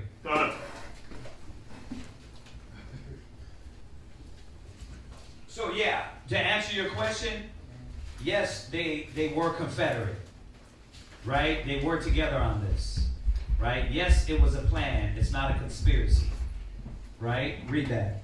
Psalms chapter 83 verse 1. Keep not thy silence, O God. Hold not thy peace, and be not still, O God. For lo, thine enemies make a tumult, and they that hate thee have lifted up their head. Right. They have taken crafty counsel against thy people. Right. And have consulted against thy hidden one. Right, because we're the ones we've been hidden. Right? So they took crafty counsel. It's not a conspiracy, yes. At a point in time, the nation, are they doing it now? Yes. Their little G summits, their little plotting and planning. It's always to keep us on the back burner. What he's doing over there with Netanyahu and all that madness, it's always to keep us suppressed. How social media makes sure we don't get as much as exposure as needed, right? But they can't stop that, right? Because you got people making fun of us and we get exposure, right? So, yes, it was a plot, it was a plan. Go ahead. Is that why, oh, my bad, I'm sorry. Now I was gonna, because it's gonna answer your question. All right. Go ahead, read on. They have said, come and let us cut them off from being a nation, that the name of Israel may be no more in remembrance. Yeah, so that was the plot. But who was part of that plot? Go ahead. For they have consulted together with one consent. See? Go ahead. They are confederate against thee. Go ahead. The tabernacles of Edom. Oh, which are the so-called white people, the Edomites. Go ahead. And the Ishmaelites. And the Ishmaelites are the Arabs. We're going to get into all that. Go ahead. Of Moab. And Moab, still to be announced. Go ahead. And of the Hagarine. And the Hagarenes are what? Africans. We're going to get into that as we read down in Genesis. Go ahead. Gobal. Right. I think those are also Hamites, but we can check on that as well. Go ahead. And Ammon. Right. And Ammon to be announced too, because we got to get more information on them. But yes, the nations, what? They became confederate. They became confederate against us. So yeah, they plan to keep you, what? No, you ain't no Jew. Ha ha ha, you a nigga. And that's what their whole agenda is, yeah. And I guess the Moorish aspect. I can't hear you, say it again. In the Moorish aspect, they say that 7 kingdoms came against us to conquer us in America, to turn us into slavery. From like the French on the East Coast, the Spanish from down south, the British from the West Coast, and from the North, I forgot what kingdom. But then we all were here from Africans who were sold to us. So everybody had a and in our destruction. So they say 5, but then they leave out 2. But the big retrospect is really the 7 kingdoms. Well, we see what the Bible's saying. Mm-hmm. They were all part of it, right?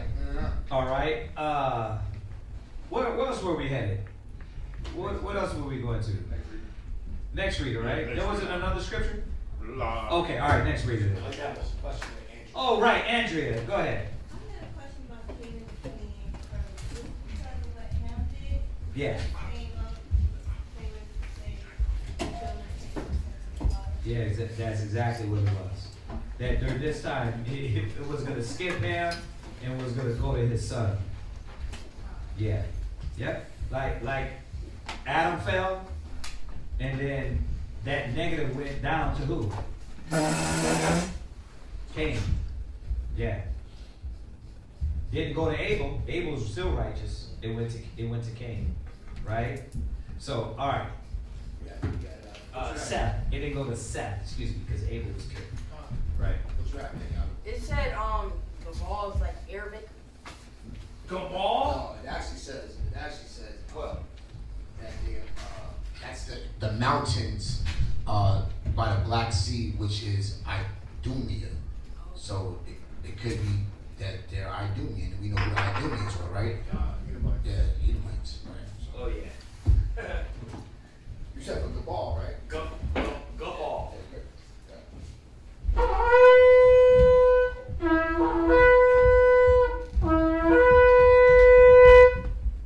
Aharon Shabashah, Rabban Ban Yashala. Aharon Shabashah Rabban Ban Yashala. Imagine.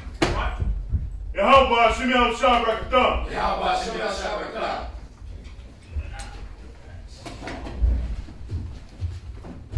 Nobody felt those squats but me. I'm the only one. Oh, okay. I'm the only one hurt. Oh, you feel the 2 Daniel? All right. The young boy felt it, and I don't feel disgraced no more.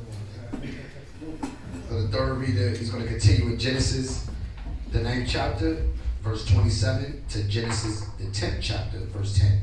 Genesis 9th chapter, verse 27, to Genesis 10 and 10.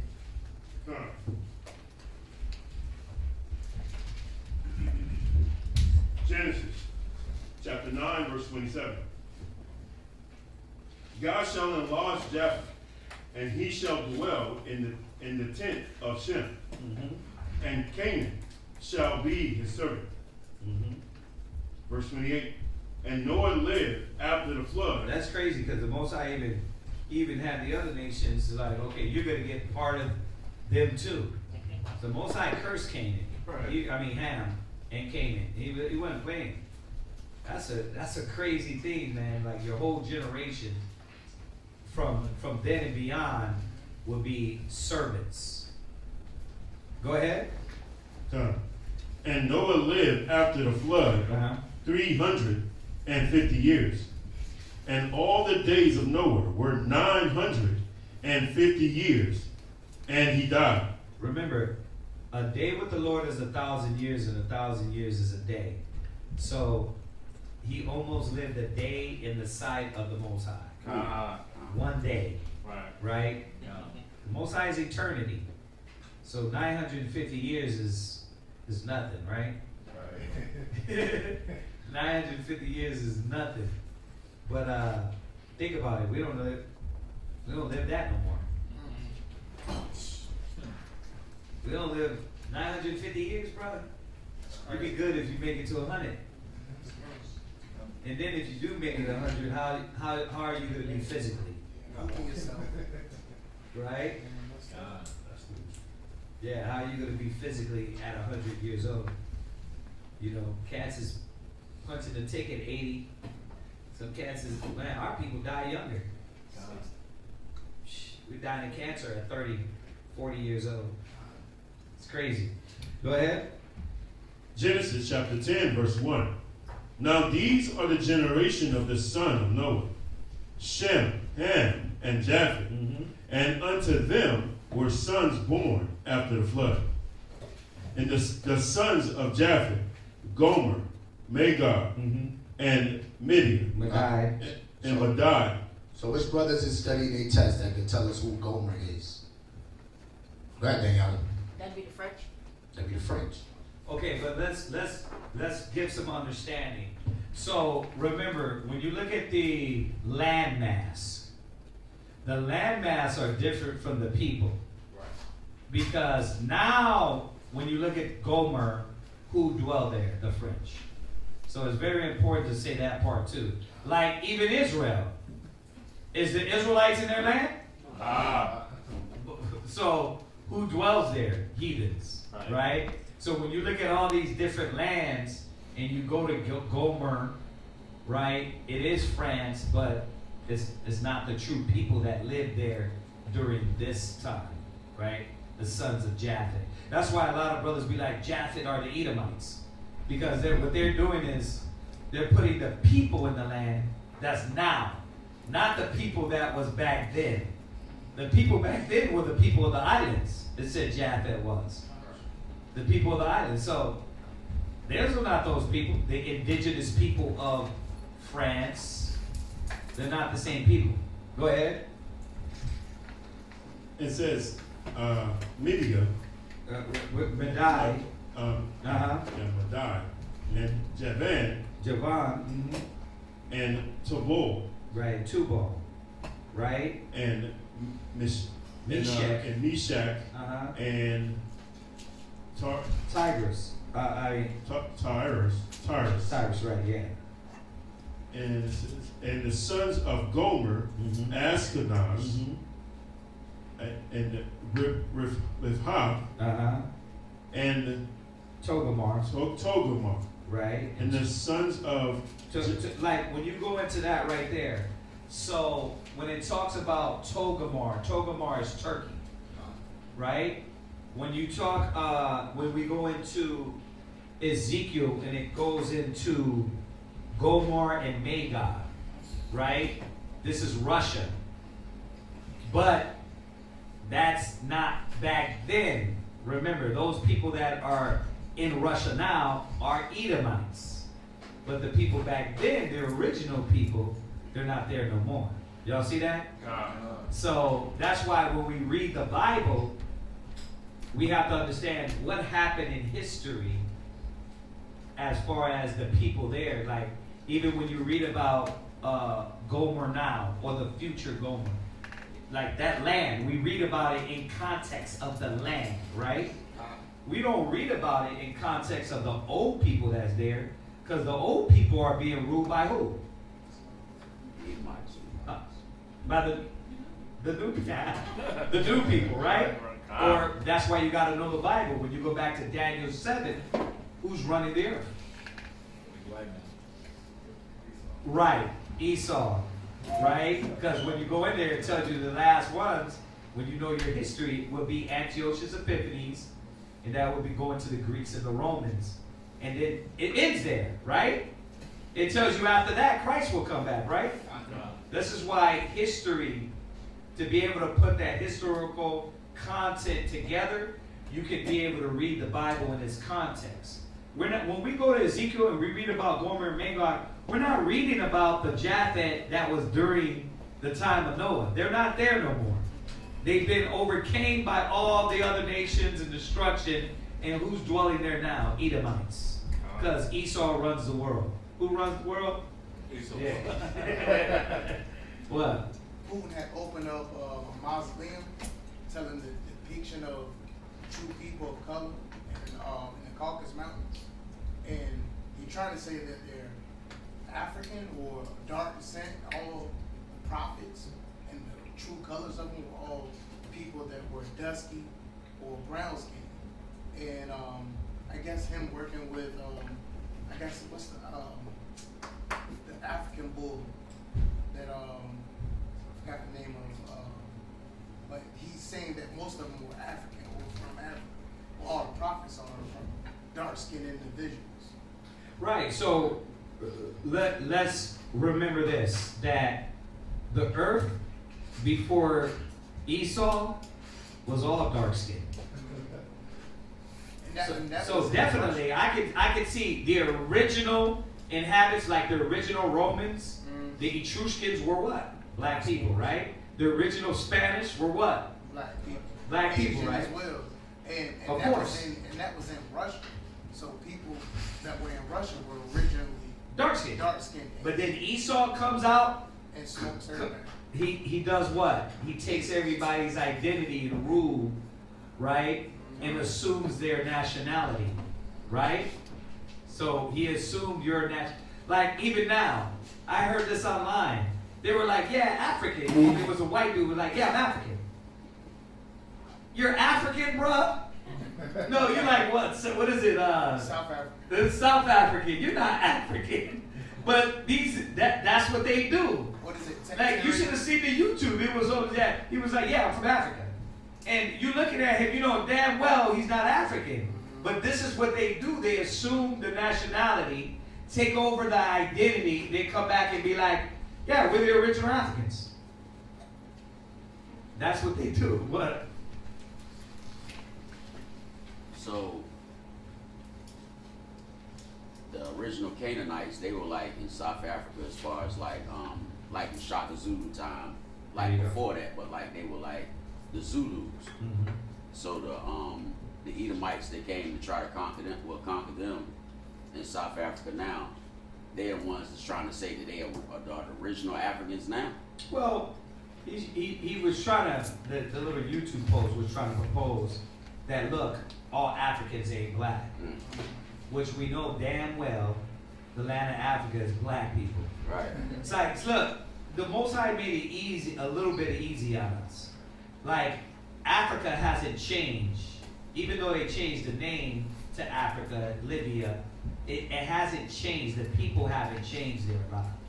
Right? So a lot of these nationalities, when we look up Ham, when we look up, and it says Mizraim, Canaan, Put, like, their names didn't go far or change. The people didn't change. Like, when you look up at Ammon and Moab, it's hard to find their nation, right, where they come from.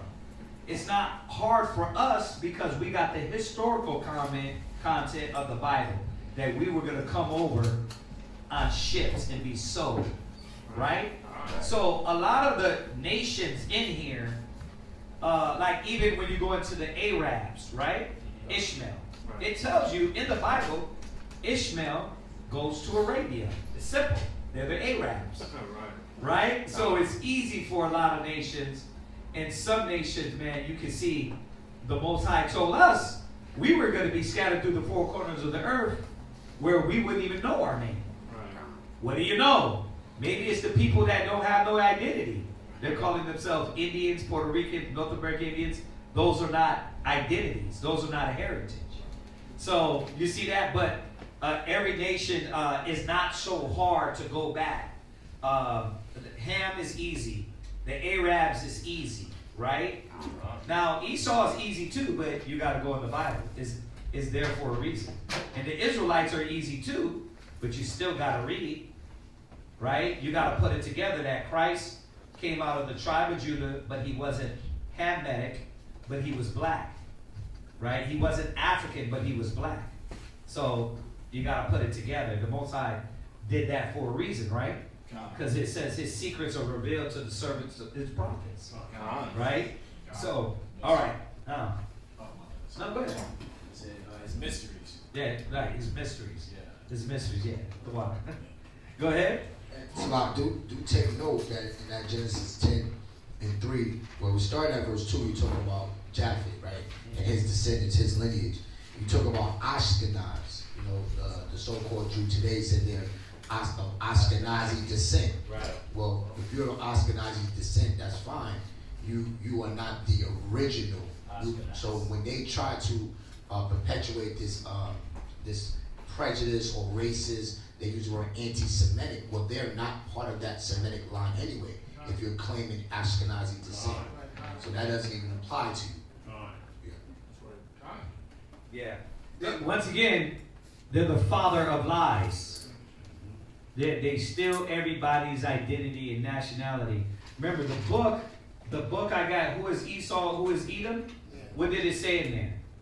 It said, give me that. Is it right there? It's a white one. it says, if you were the hated people, that was it right there.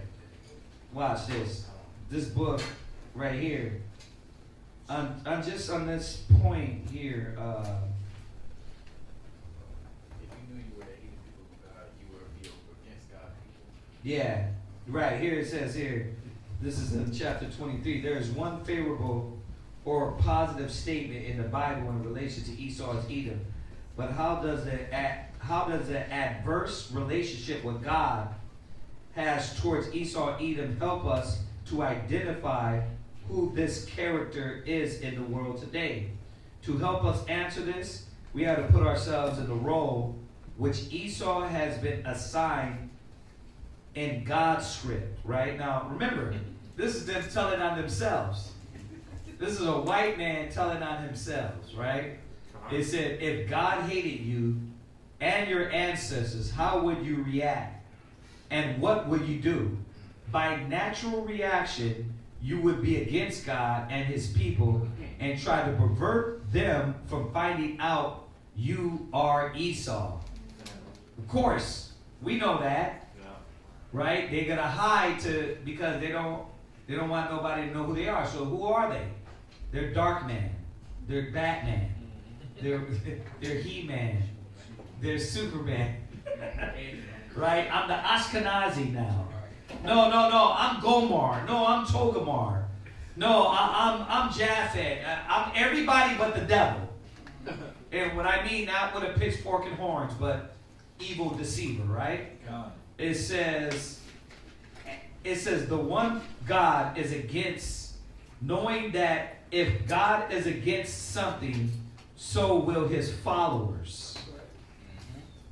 Right? Who is it that tries to conceal their identity as Edom?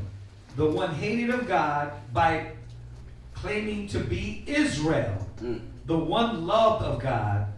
Only one group of people reacts as though God has a hatred to them. This is the Jews, the so-called Jews, right? Yeah, he kills it in the end.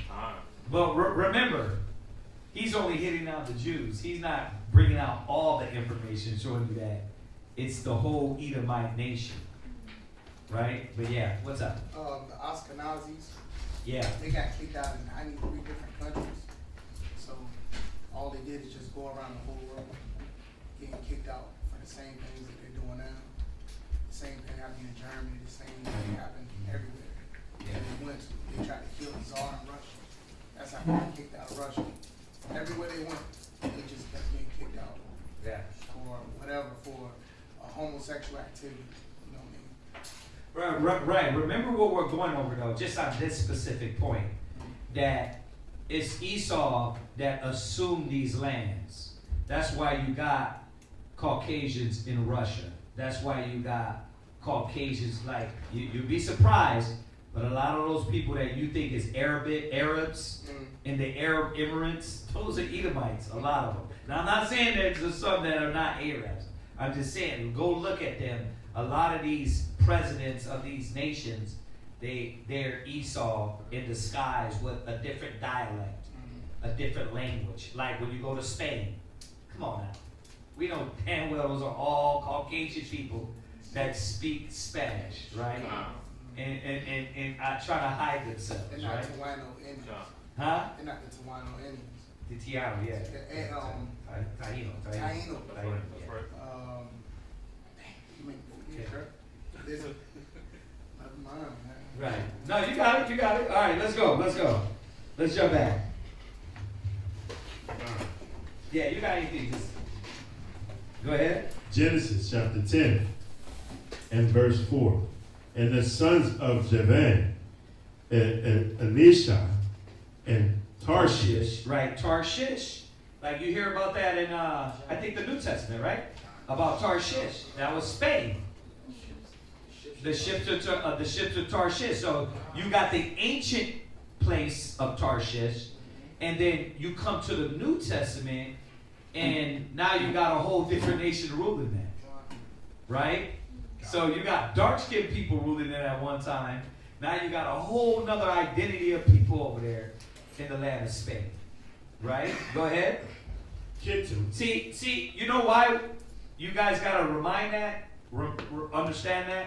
Because when you go through them, people try to identify them as the time of Genesis 9, when the original people is not over there no more.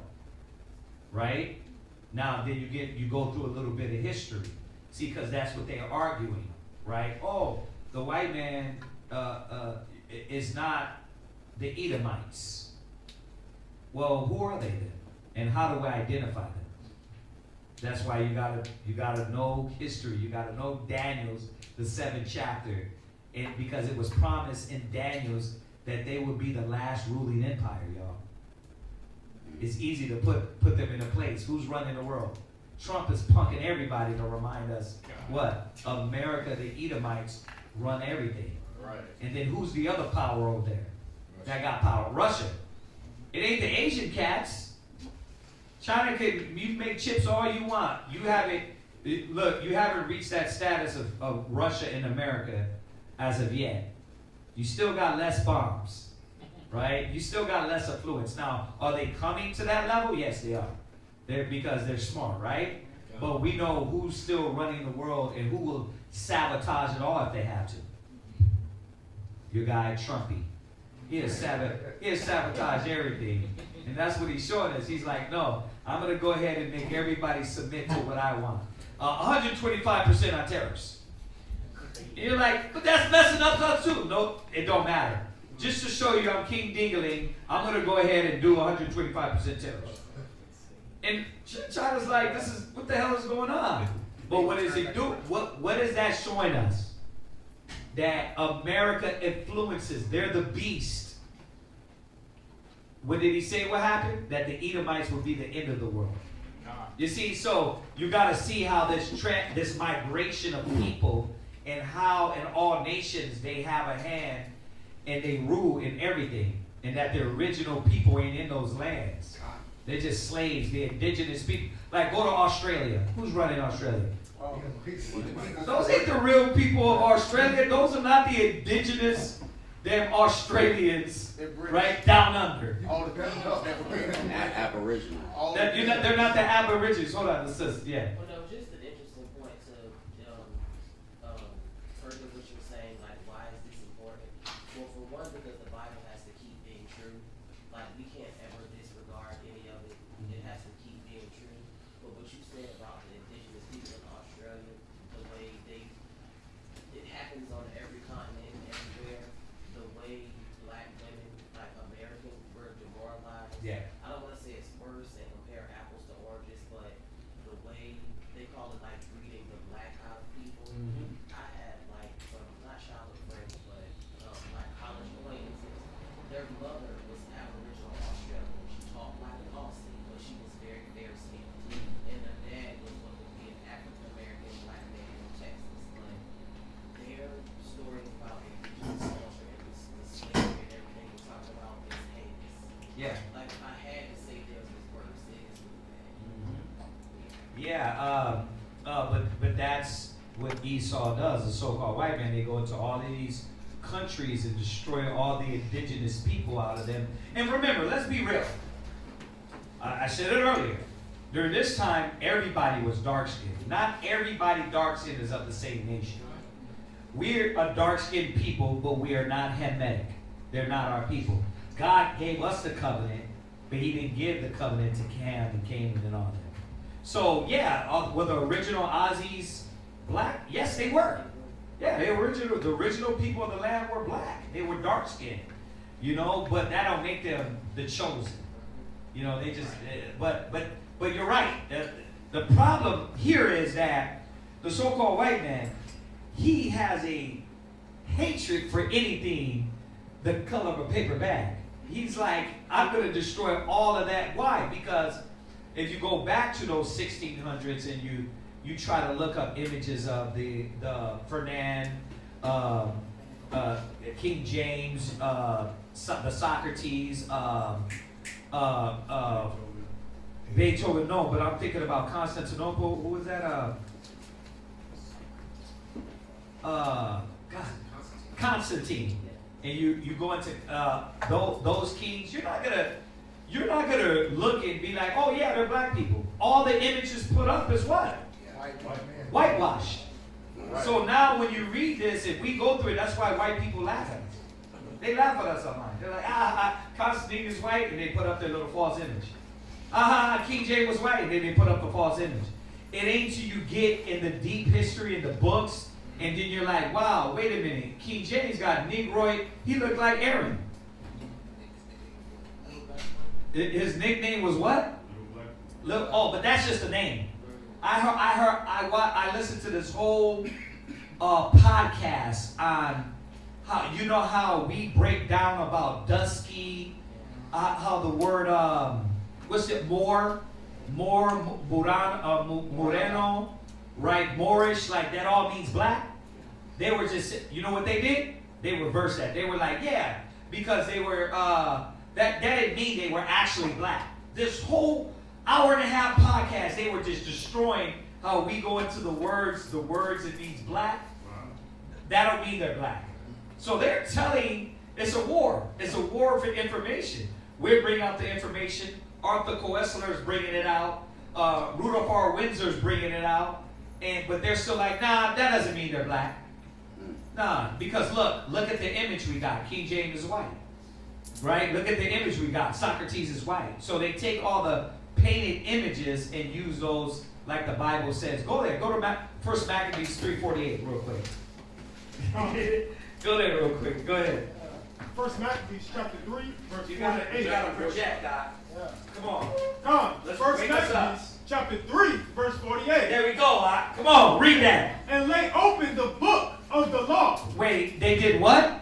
And lay open the book of the law. They laid open the book of the law, read. Wherein the heathen have sought to paint the likeness of their image. That's out of the Bible. You see why they take out the Apocrypha? Because iconoclasm is in the Bible. So he's telling us what? They laid open our book and they paint the likenesses of their images. Right? The Sistine Chapel, the 12 apostles, right? Matthew, Mark, Luke, John. When you go into those Russian icons, they black. They what? They're black. Right? And that right? What is it? The Mother Mary and the Son, the Virgin Mary and the Son. That's why they black. hide inside of the Colosseum. Yeah. The Pope. What was he kissing? A black Madonna. A black Madonna. Now, and I'm talking about black. Jet black. Like Jet black. Yeah, super black. Right? But people look at that and be like, well, what does it matter? Because there's other pictures of it. They try to say it's made out of pure onyx. Yeah, that's why. Yeah, that's why it's black. Yeah. You know what I mean? But what they laid open the book of the law, they even sought to paint what? Their image. Go ahead. The likeness of their images. Uh-huh. That's the last. Right. So just a reminder, when the Greeks and the Romans came in, what did they do? Yeah. Yeah. Go ahead. No, I'm done on that point. There's a lot more we can go into. Well, specifically with the United States on U.S. soil, Thomas Jefferson was responsible for this whitewashing of the John. He actually, what it's saying, laid the book open and just picked out the good stuff he wanted to talk about Jesus. I don't have a copy of it. I want one, but he took out what he wanted to take out to help control, of course, his family, his natural family, his wife, and all those folks that descended from him. But he was responsible for the whitewash, like actually. Yeah. And have and black, every black babies. He loved Yeah, black selling babies. him this whole compound or whatever you want to call it. slaves, Yeah. baby back baby mamas.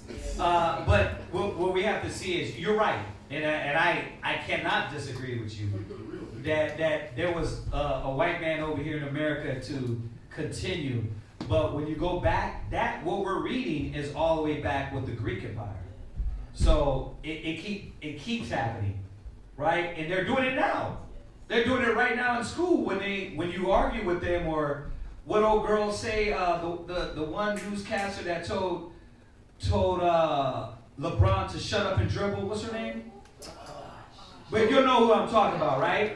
You She's talking the about one Canaan? that came back, and by the way, Jesus is white, just like she, yeah. Remember, she's the one that was like, by the way, Santa Claus is real, right? And they pushed that agenda. That's why the Most High, see, now I'm going to go into a whole nother topic. That's why the Most High said, prepare slaughter for their children, for the iniquity of their fathers.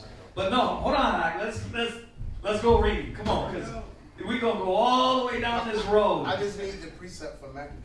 Maccabees 348. First Maccabees 348. Go ahead, come on, let's read. Genesis chapter 10 and verse 5. 5. Well, Kittim and Dudan. Verse 5. By these were the isles of the Gentiles divided in their lands. Right, so the original inhabitants of the sons of Japheth and where they dwell. The people of the islands, like you said, when you look at the indigenous people of Japheth, like the Aussies down under, right? Those people lived in these lands. The dark-skinned people, right? Mind you, I'm not saying they were. Remember, if Noah's black, what was his kids? Black. They were black people. So they were all dark-skinned. Like you get mixed up. Like when you look at some of the Asians, the original Asians before Genghis Khan went over, they were dark-skinned. We know that. The Filipinos are called. A lot of them are called little negritos, right? Little black people, right? So they were black, but not everyone that is dark-skinned is of the same nation. Go ahead. In their nation. Yeah. Verse 6. Uh-huh. And the sons of Ham, Cush, and Mizraim, and Put, and Canaan. And the sons of Cush, Sheba, and Havilah, right. And yeah, Quasisop's throwing some maps in here for us. He's a map guy. But look, this book right here, you got to get your maps, y'all. We say this all the time. If you're going to be a scholar, get your maps. Look through them.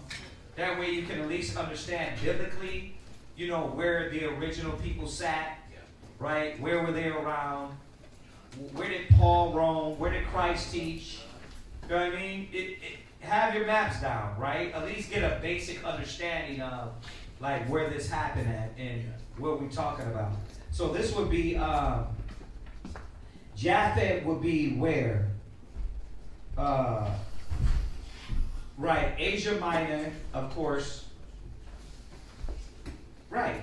Yeah, all the places we've been saying, the modern day places, Italy, Russia, right, up in that area.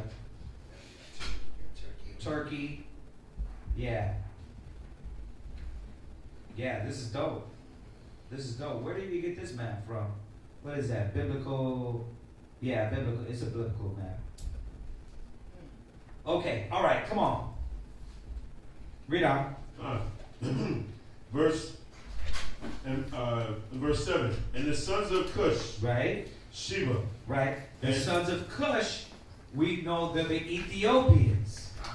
Right? Well, what about the Ethiopic Bible? So what? What about it? What about the Book of the Dead? Like, who cares about that? That's not our book. That's not our Bible. That's not our history. Right? Yes, the Ethiopians have an Ethiopian Bible. If you know your history, we were taken out of our land during 2 Kings, the 17th chapter, during the Assyrian Empire, and Ethiopians were born in our land. That's why you got a lot of Ethiopians that call themselves Falashan Jews. But they're not the Jews. Right? False fallacy, they're not the true Jews. Right? So what? Like, let's stick to what that's like you saying the Book of Buddha. What does that got to do with you? It don't got nothing to do with you. Right? These books were created by Ethiopians, and that's not our history. That's why when you read the book, it says on the book of Jasher, or what's it, Enoch? Right. It tells you these are Ethiopians that created that. That's not us. So why are we interested in that? God. It doesn't have nothing to do with us. God.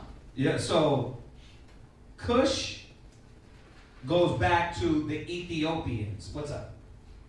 Oh, no, let's probably take it somewhere. Okay, read on. And Heather. Right, no, Mizraim, verse 6. Oh, okay, the sons of Ham, Cush, and Mizraim. Right, Mizraim, we said it earlier, Mizraim or Montezarium goes to Egypt. So everybody that has the first basic test, you learn this with the test, right? This is talking about the Egyptians. So the Egyptians are from the sons of Ham. They're Hamitic, right? Go ahead. And Put. Uh-huh. And Canaan. Go ahead. And the sons of Cush. Right. Sheba. Right. So Sheba, right? Remember the queen? That's a fact. She came. Now, here's another fact. Solomon never laid with her. That's in the. So I read, man, Solomon's lying. No. Solomon never laid with Sheba. You're lost. Right? He never laid, probably in your book, but in the book of the Lord, he never put a finger on that woman. She came through. She gave obeisance and respect. She was on her way. But that's where they get the Rastafarianism. They got Haile Selassie, comes from the line of Solomon. The line of Solomon. Like, really? If Solomon had a kid, Haile Selassie, show me that in the Bible. It'd be right here. It'd be, and Solomon had Haile Selassie. He had a big ass head.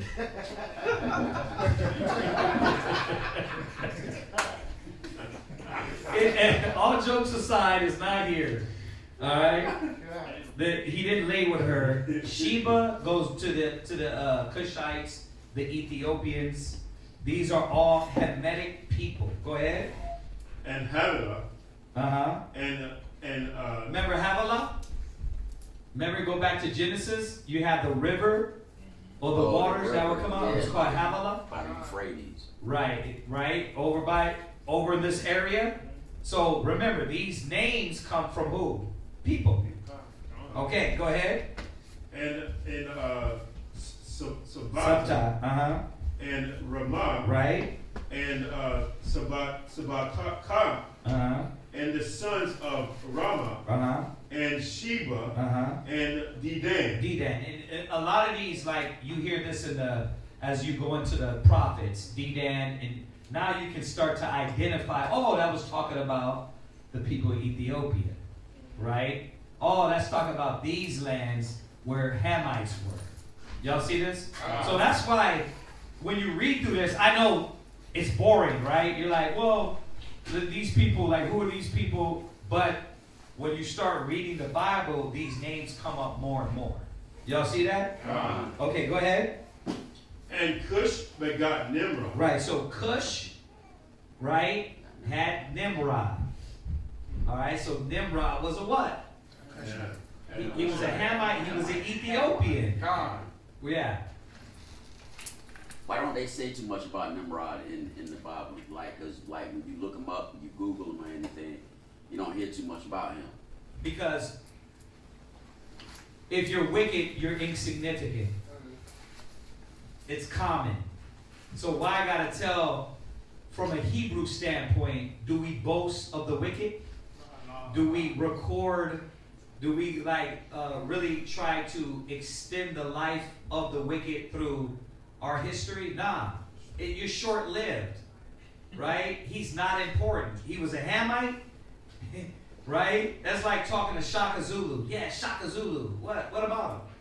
He's a butt-naked Hamite. He ain't got nothing to do with us, right? It's good to know the history of all these things, but when it comes to the people of the Bible, the Most High is exemplifying and reminding us who to be like. The Noahs, the Shems, and then as we go down in his lineage, right? So you're going to see Nimrod, and that's where these other books, the so-called, the book of Jasher and all these things, they try to add pieces that are not in the Bible. But the scriptures say if you add or take away. So what they do is they play out what is not here. Oh, see what y'all don't really know about Nimrod. Nimrod, you know, his arms, he had 12-inch arms. And you're like, see, I got something on Nimrod y'all don't know about. Like, who gives a damn? Nobody cares about Nimrod. I care about the sons of the prophets and who the Most High set up. Who did the Most High choose? He said the God of Ham or Shem? Shem. No, why we care? Nimrod is, he's gonna remind us what not to do, right? Yeah. Yeah, like I used to wonder that too because in certain books he battled with Abraham, and it was a whole bunch of different stuff about Nimrod, but I never really seen it. And also, what is his name? It's another person that they mentioned in other books, but I asked Makar about it, and he said he was an angel. You talking about Nebuchadnezzar? No. No, you're talking about Melchizedek. Melchizedek. Yeah. Right. Some people said that he was a priest. In like in Islam, they say We've been over this though. Yeah. So but as I read through it, he's mentioning about from the beginning to end, but it doesn't say too much about him. Just like that. It tells you he was a priest of the Most High. It don't say he was a king during that time. Right. So a lot of commentaries say he was a king, right? And some people say he taught Yahweh and on his journeys. You said what? Some people say that he taught Yahweh, he taught Jesus. But we know that's not in the Bible, right? Correct. That's what I'm saying. So when you go into other. No, I'm gonna let you say what you gotta say, but I gotta correct it. That's what I'm saying. I was reiterating, like, if you look for him here, it doesn't say he did any of those things. Exactly. Like if they say Islam or anything else, using Melchizedek as a priest that taught Jesus most things. Then that's when I asked Wakar about Melchizedek, and then we went into greater detail. Right. Okay, go ahead, read on.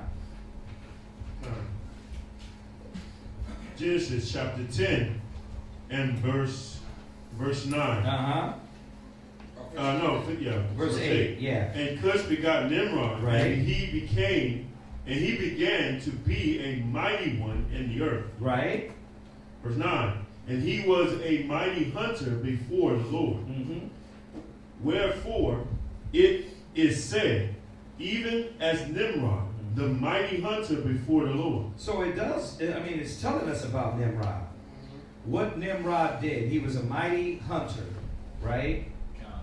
Okay, so what did he do? Go ahead. And the beginning of his kingdom was Babel. So he was a what? It tells us right there, he was a king, and his kingdom was what? Babel. This is where Babylon comes from. This is Babylon, the first Babylon, the original Babylon. Not Babylon the Great that came after. This is Babel. Go ahead. And erect. So if you know about Zechariah extension, and he talks about erect, akkad, right? This is where he gets it during this time period. And he tries to come with his madness of how ancient aliens and all that madness, right? But it don't say none of that. But Nimrod was ruling. This is in Mesopotamia. That's all that is. Erech, Akkad, that's in Mesopotamia. So he was ruling in this area. Of course, why? Because that's where civilization started, right? Okay, and then if anybody that tells you, or if you want to ask historians, where did civilization start? They're going to tell you. In Akkad, in Iraq, in Mesopotamia, in this area. Go ahead. And Akkad. And Canaan. And in the land of Shinar. Right, and Shinar is in the land of Babylon. Go ahead. Modern day Iraq. Right. That's me. That's you? All right, next brother. Oh, Nimrod.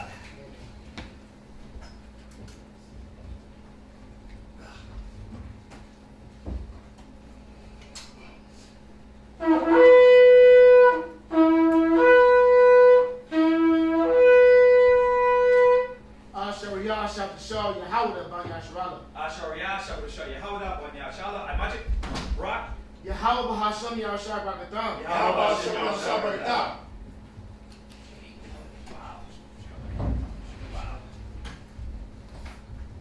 Okay, we at the fourth reader. We're going to continue in Genesis, the 10th chapter, starting at verse 11 down to verse 23. Genesis chapter 10, verse 11 down to verse 23.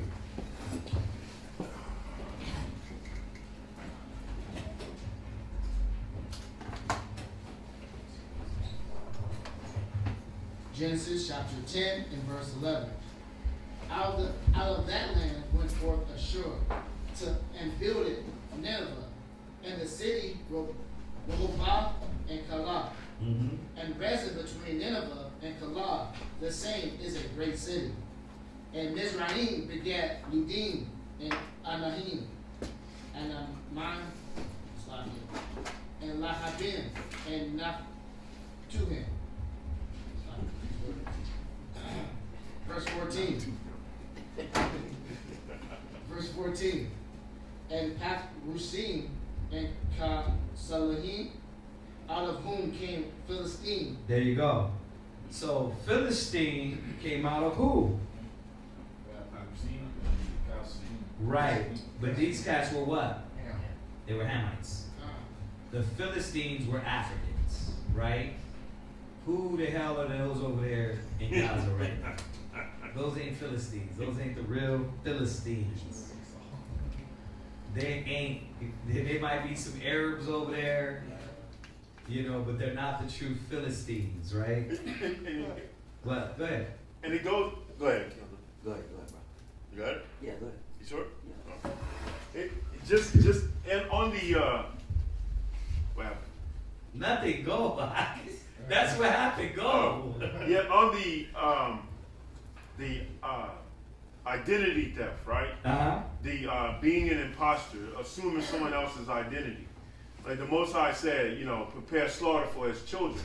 Right? His children are carrying on names that are not theirs, right?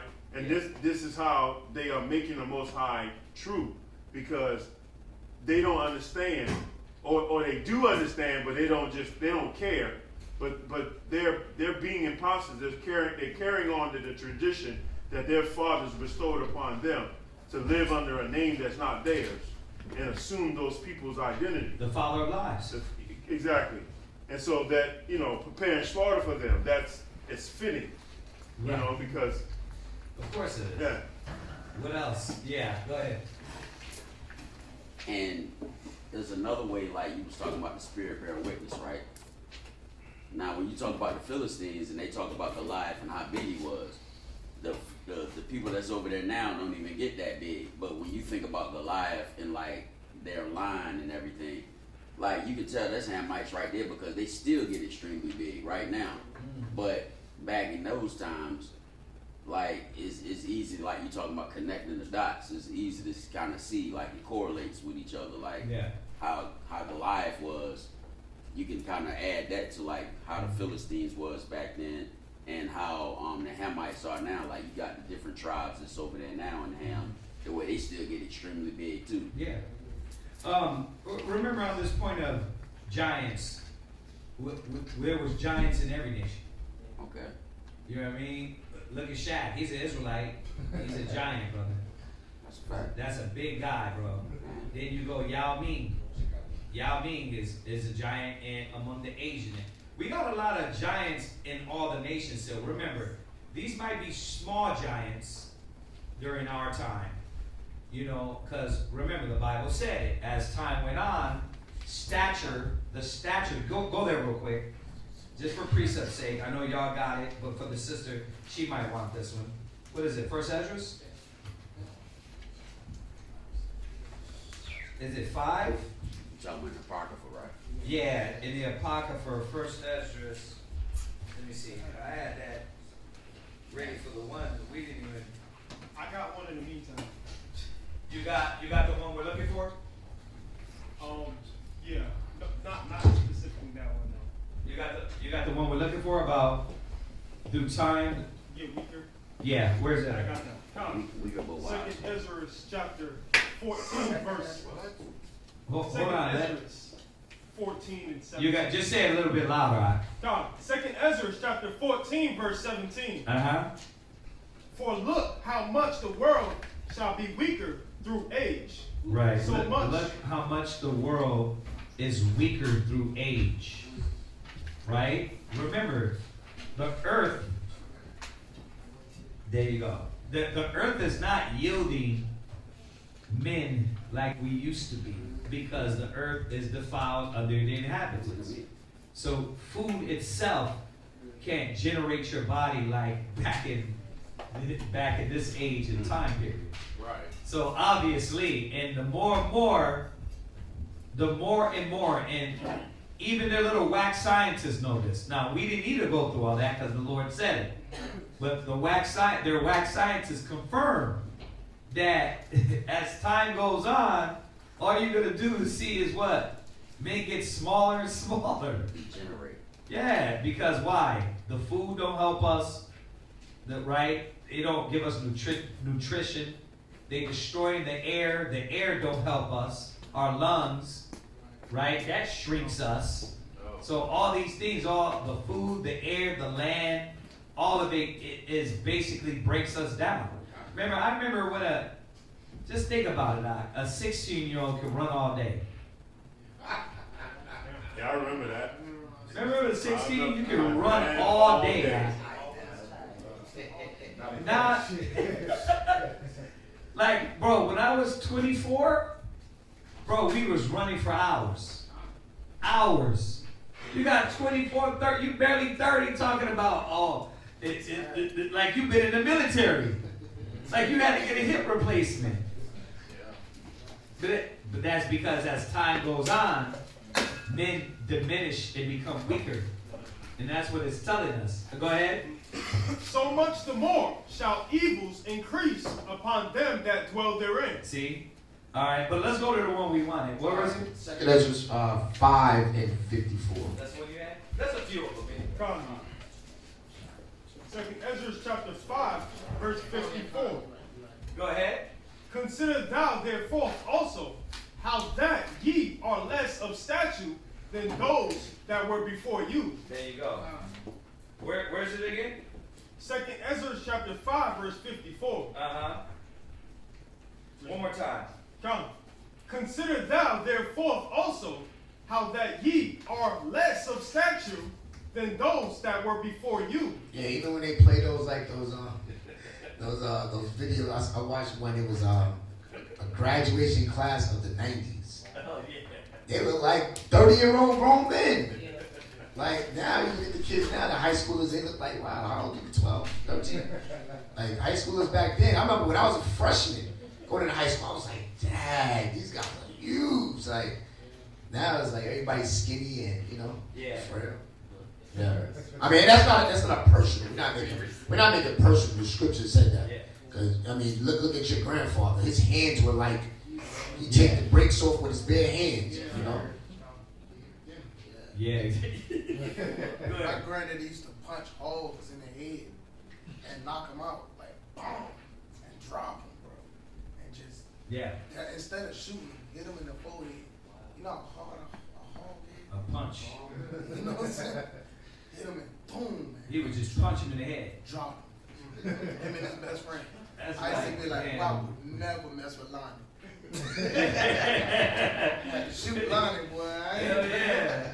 But that goes back to, the stories of the cat with the hammer on the railroad, John Henry. Like the stories of John Henry, why we know that was real, because you had that old strength. But you know what's so crazy? Every time I meditate on that, I'm like, the Most High had to be with Esau to overpower us. He had to strip us of our power. Because even when you look at Django, you got these brothers 6'2", 6'3", and you got some scrawny ass Edomite on a horse talking about, boy, we don't walk around here, we run. The Most High had stripped our power. Yeah. Is that why he tell us not to be mad at Esau? Because he was with them and it was part of our curses. Well, I don't believe that because it says abhor not an Edomite because we're not supposed to be like Esau. And if we live with that hatred and we're motivated by hatred, you might just want to punch every Edomite you get by. So he told us what? Abhor or not. Why? Because for hate we won't be motivated with hate. And the fact is this: who put us into captivity? That's what I was saying. We did. Well, we did. Because we didn't follow the Because we didn't follow the command. It ain't the white man's fault. It's your fault. It's our fault. Because look, let's bring it up to date. The white man ain't here. But what happens? Brothers what? Can't be on time. Can't put their spirit in. Don't really believe. Gotta argue the point. Gotta argue the change. It ain't got nothing to do with the white man. The white man's already puppet master. He's already the puppet master with a lot of brothers. So it ain't the white man's fault. It's our fault for not taking ourselves back when like now. You brothers say, I say it a lot. The black man got to get a backbone and stop just thinking about sex and women and money. You know what I mean? So finish that. Go ahead. Come, verse 55. That's it. Oh wait, no, go ahead. Oh yeah. There's a little more. Mm-hmm. Come. And so are they that come after you, less than ye, as the creatures which now begin to be old. Right, yeah. So the generation, like, think about it. Just think about, look, our kids, we're raising to be that Hebrew Israelite vigor, right?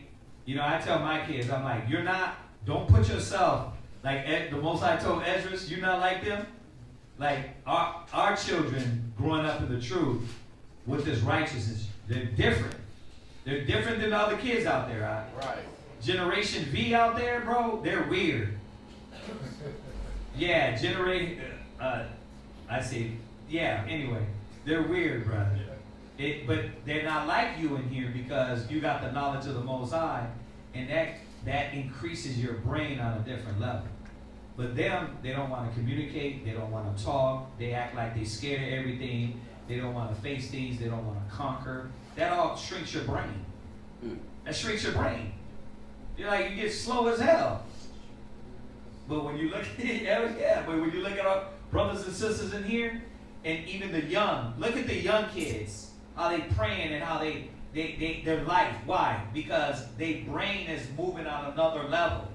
That's why my family keeps yelling at me about putting Shemaiwan in school. Because right when he goes in school, the negative speech, what people say, that will shrink his strength if he's not up to par and ready to battle that, right? That's what the world does. So we are still different, right? Our generations is going to be different if we give them this word. Yeah. Sister had her hand. Yeah. What you were saying about, like, I'm observing, like, whenever I go into a new environment, I pay attention to how men or children are.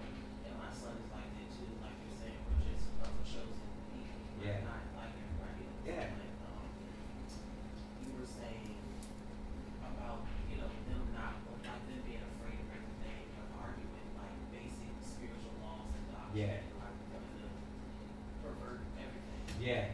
Yeah. Like, the simplest things about science and creation, and the gospel science doesn't offend the gospel, but they pervert it and make it to everything else that they want to do. Yep. Yeah, that's real. That's right on point. All right, let's jump back. Y'all got that Esdras to add to there. Go ahead.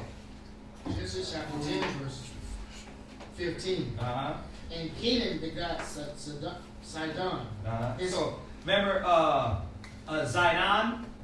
So those are Africans. The coast of Tyre and Zidon. You read that in Isaiah. You read that in Zechariah, or the Zidonians. Those are just Africans people, right? Go ahead. And Canaan begot Sidon, his firstborn. Right. And Heth, and the Jebusite, and the Amorite, and the Gergesite, and the Hivite, and the Archite. And y'all know these names well because when we go to Joshua 1, he tells you don't make any contracts with them, right? The Hivite, the Gergesite, the Jebusite, those are what? Just African tribes, right? So a lot of them then become full nations, right? A lot of them, like the Ethiopians, the Cushites became a full nation. But you see a lot of these cats, they're just tribes that have become a full people, right? Go ahead. And the Sinite, and the Arvadite, and the Zemarite, and the Hamathite, and afterward were the families of the The Canaanites. Hermaphrodites? Oh. Hamathite. Hamathite. Right. Hamathite. God. Sounds like it. Go ahead. And afterward were the families of the Canaanites spread abroad. Mm-hmm. And the border of the Canaanites was from Sidon, as thou cometh to Gerar. Right. Unto Gaza. Unto where? Unto Gaza. That's where that's where they lived. Now remember, don't get crazy, because when you look at like what we know as Israel now, they move like little by little, the land of Israel.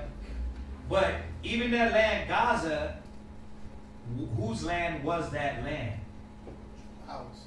That was our land. They set up, you said that's Judah land. Right. Hey, they set up in the wrong land. So you're like, yeah, well, that's the Gazans. Those people ain't real Gazans. Right? They're not real Hamites. Right? Just think about it, right? Look at the South Africans compared to those cats. They're like, well, y'all look different. Y'all move different. You're like a whole different people, because they are. I believe a lot of them is Ishmael, like a lot of Arabic people over there. You know? Go ahead. As thou goest unto Sodom and Gomorrah. Right, Sodom and Gomorrah. We know what that's about. Right, Sodom and Gomorrah. This is why when you get into what the Africans do, believe, dress, walk, talk, and act. So why we get all hyped like I'm African American? First of all, you learn the bowl cut from the Africans. You learn how to pierce your nipples, your tongue, your ears from the Hamites. Ain't no grown ass man did that unless you was like half sodomite. Right? You pierce, you get the Prince Albert sodomites. That we didn't do that stuff. That was African ideas. And then what happened? The Caucasians, they follow every damn thing. They do it. So really, you're following a lot of stuff that goes all the way back to Nimrod, right? The tattoos, the gauges. Remember, in Wakanda, what's his name? Killmonger had all the little whelps. The cuttings in the flesh. That's where Leviticus came and said you weren't supposed to mar the corners of your beard, because they would actually get in, not only trim it, but get into the flesh and mar your whole face. So you're doing that. That comes from Ham too. Right. So all of that. No, earrings was okay. No, I'm talking about the earlobe, like they would put the little the gauges. They would get the gauges. Yeah, and then Edomites doing that now. Yeah. And then you got the one actor in the damn movie, his lip. Where the hell they get that guy from? Yeah, the whole plate in the lip. And Wakanda forever. Yeah, he a part of an actual tribe in the Hamite tribe, because they talked about him. The one with the green plate in his lip. Hell yeah, and then we're like, yeah, man, Wakanda, we're no. That ain't got nothing to do with us, y'all. Hell no. They circumcised their women. This is what they did. I don't know if they still doing that. They still doing that? Yeah. When you say circumcising women, removing a certain part. Yeah. They removed that. What is that? The pleasure part. They call them the clitoris. They take her lips. That would drive anybody crazy. That's crazy. Yeah. The man in the boat did, but everything else. Go ahead. And Agmar, and Zodim, even unto Lashai. These are the sons of Ham, after their families, after their tongues, in their countries, and in their nations. Go ahead. Unto Shem also, the father of all the children of Eber, the brother of Japheth. Right, so now it comes down our line, or rather, I'll put it like this. You're going to see up in your line, why these men are significant. Shem, he kept the name of the Most High, right? He followed the name because he was his God would be the Most High would be the God of Shem, right? So we kept the lineage of righteousness. Now that doesn't mean everybody was righteous in Shem, but you're going to start being pointed out the people that were significant that held this line and held a standard, right? That would lead all the way, as we're going to read, to Abraham, right? Go ahead. The brother of Japhet. So unto Shem also the father of the children of Eber, that goes to Ibar in Hebrew, which means pass. So Ibar, that's where the word Hebrew comes from. Hebrew comes from Ibar. So the language we speak is from the past. You understand? That's where Ibar comes from. That's why, how do we know Abraham and all the people of the past spake Hebrew? Because Shem kept to the language of the past. That's why he named his son what? Ibar. Okay? And that's where the word Hebrew comes from. Y'all see that? So this is very important. What? What is Ibar means again? Hebrew. Yeah. Eber, Ibar, it means past. Okay, Eber. And that's where Hebrew comes from. The word Hebrew comes from. Yeah. Go ahead. The brother of Japhet, the elder. Right. Even to him were the children born. The children of Shem, Elam. Right. So Elam, or the East Indians, are Shemitic. See, this is what we're going to realize, that there's a lot of Shemitic people. Right? Okay? So Elamites, the East Indians, are Shemitic. Go ahead. And Ashur. Ashur, which are the Assyrians, right? Ashur is the Assyrians. They're Shemitic. Go ahead. And Arphaxad. Arphaxad.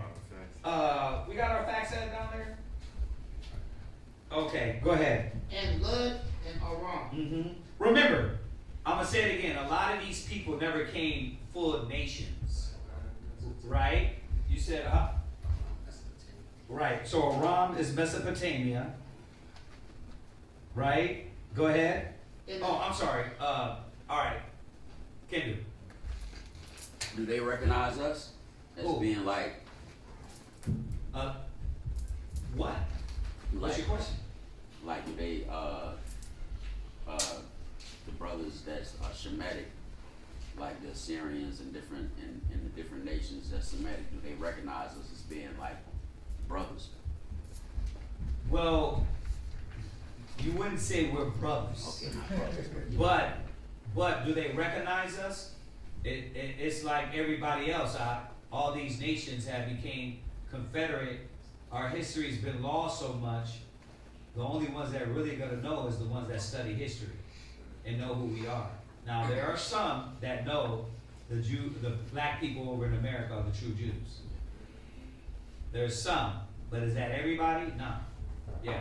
East Indians, is that like the Indians with the dot? Yeah, the Indians with the dot. So like they also have a color thing going on too. The darker Indians and the lighter Indians. Yes. And Classes. genocide going on between the darker Indians Yeah. that discovered it and then the lighter hot BBs we see in the store. Is that racist? I mean, I don't know. Y'all know what I'm talking It definitely is. All right, go ahead. Just to go back with that, Aram is Syria for the brothers that's taking the test, right? When you translate, it's Syria. Syria. No, you're right. You're right. I'm going off the head right now, so if I need to be corrected, just correct me. Go ahead.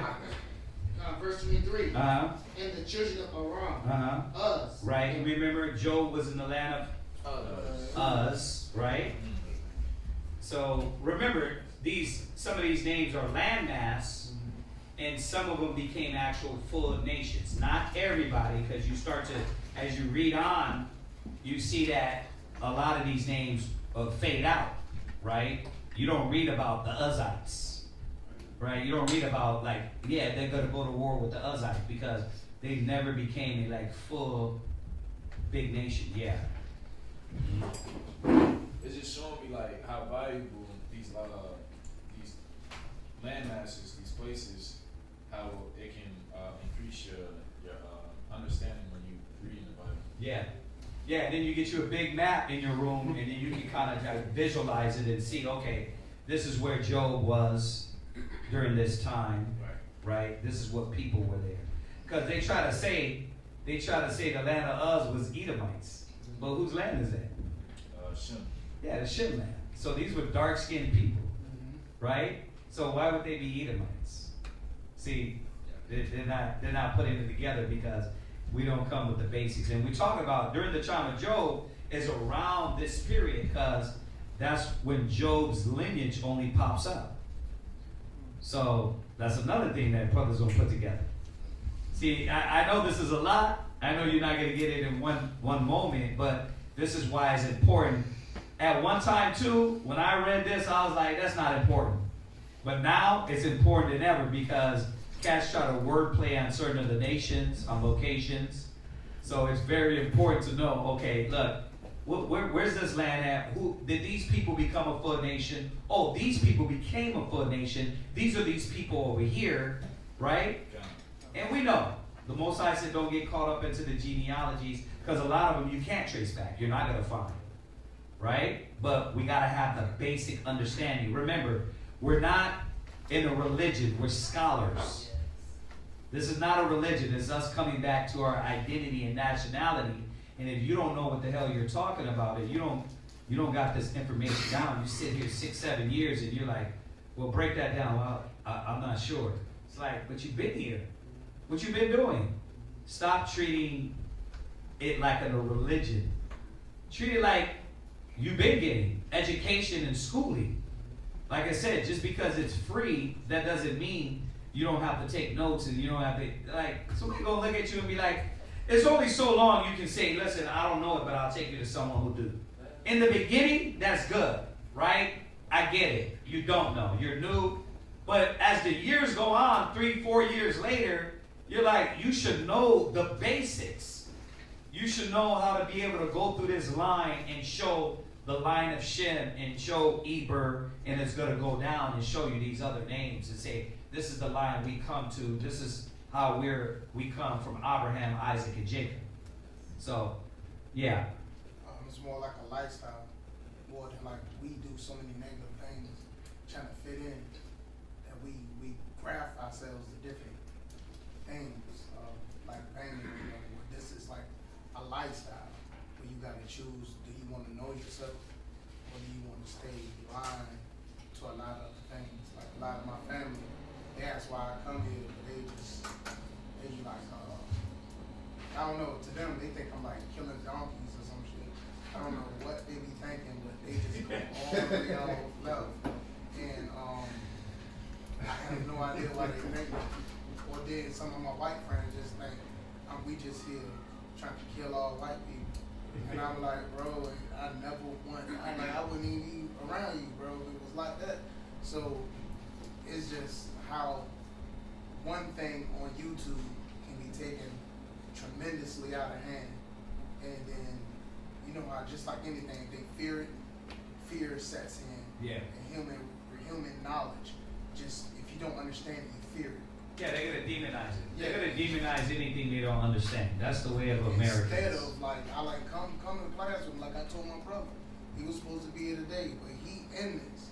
He go to GOCC, but he ain't been in this. Because they teach something a little different. You know what I mean? Like they don't call him your house shot, they call him a house. And then it's just different things with different people. So, we definitely ain't sacrificing no donkeys. No. And we definitely ain't beating up on no white people. Exactly. Right? We don't teach that. So when that happens, that's when some of my older friends, they just be like, bro, we see these guys in purple just talking crazy to white people. And I just be like, well, I'm not wearing no purple. And that's just one person. I mean, some Christians let snakes bite. Do I see? You're right about that. And walk on hot stones. Yeah, like, so I'll be like, let's just make it make sense. You might do something, you ain't beating your wife and telling her to wear a long dress. You know what I'm saying? So it's different people and different things. So let me say this. That's why it's important to just let your example be the example. Yeah. Because the scriptures say you know them by their fruit. Walk the walk, be the righteous man, and then that's gonna put a separation between the clean and the unclean. And it's, that one mistake is like it's just a way out for anybody that's ignorant. They'll just take that one mistake and just let it, how they say it in the military, shit roll downhill. So, you know what I mean? The taller the pile of shit, the more it's gonna come down and build up and smack you. So that's how it kind of feels, you know what I'm talking about? So That's why it's important for everybody. I'm glad you're bringing this up. That's here, be the example. Don't be a hypocrite. This, once again, don't go out and do something opposite, because it doesn't matter. They're gonna look at you and be like, well, you're one of them. They're gonna put a bad name on it. So, yeah, that person is probably talking about bad examples, but it's important that we say, okay, this is why it's so important not to be a bad example. Why we be getting on brothers? Why we get on sisters? Because if you don't have a standard, you're just going to go right back to what you already done in the world. So the hypocrisy has to stop with you. It got to stop with you. So very good point. You're bringing that out. Our name ain't going to be treaded down in the mud unless you help and add to it, right? Yeah. I was just going to say, Brother General was talking about so many of us were indoctrinated into chaos, whether we grew up in a certain denomination or maybe we didn't grow up in church at all, but I am like that person in my family, in my lineage that had like stand tall for a lot of what you shared already, but you know, the same thing happening in whatever ethnic group, whatever church denomination. You just have to know what you just said. You can tell the truth by his or her fruit. Right. You know when it lines up and it's the true and the living God. Right. Like, you just know. Yeah, what I always remind brothers and sisters is this, that no matter how, you got to understand that we're all trying to do the right thing, right? God. But somebody might walk through that door with not that intentions. That's why we have things around us like tell a person, help a person, remind a person, check a person, correct a person, right? There's no such thing as, oh, you don't snitch. According to the Bible, the scripture says, you see your brother sin unto death, you're supposed to deliver them from that sin. So if we're not eradicating that worldly mind when we come in, then it's going to be those old things. And I'm saying that to say this. When we talk about the old man and new man and all these classes, you gotta, while you're getting your feelings hurt, you're supposed to be saying, if they don't correct us or tell us or get this out of us, we're just going to be a mess like everybody we talk about. And that's what Israel, this is the irony in talking about, oh yeah, that's all for this person or this church or that church. The irony is that you will become that because you don't want to check it. You know what I mean? You become these things. So we got to realize that why you got elders around you that's on your butt to be able to say, we're not going to put up with that. Don't bring that in or don't come back no more. You see what I'm saying? Because it'd just be another mess and more people would say, gee, that's why I don't believe in the Bible. It's not even the Bible. It's people that are what? Won't stick to what the Bible says. So we got to understand that. Yeah. Another thing about it, when we was out at Norfolk State, a lot of people, how can I say this, destigmatize or tear down on how women are treated. So it was good to see the sisters out there with us and everything too, because some people just take this out of context, because one person in Florida can make one mistake and she can travel from different states and just think that we're here just to smash women down and keep her low. Yeah. And not see like that. I need you too, Rashad. Like, what are you talking about? You know what I mean? We got to, I need you just as much as you need me, but they don't see that here. They always think that, oh, y'all sit on this side of the room or this. I hear every daggone excuse instead of bringing, come on in, or just ask one of them, talk to one of them, see what it is. Yeah. Instead of, if you don't know, I'm a firm believer, if you don't go and see what it's about, you ain't gonna see You ain't gonna understand. You know what I mean? Until I walked through these doors, I was under a stigma too. Until I sat down and started listening. So, you know what I mean? Yeah, and you know you can't force that on nobody. Everybody gotta have that willing spirit, like the scripture said. But all right, let's go back, y'all, because you know how it goes, man. We get deep into it. We start going down the rabbit hole, and everybody keeps off adding. Go ahead. Genesis chapter 10, verse 23. And the children of Aram, Uz and Hol, and Gether and Mach. All right, next one. All right. Oh, God. Number 2, boy.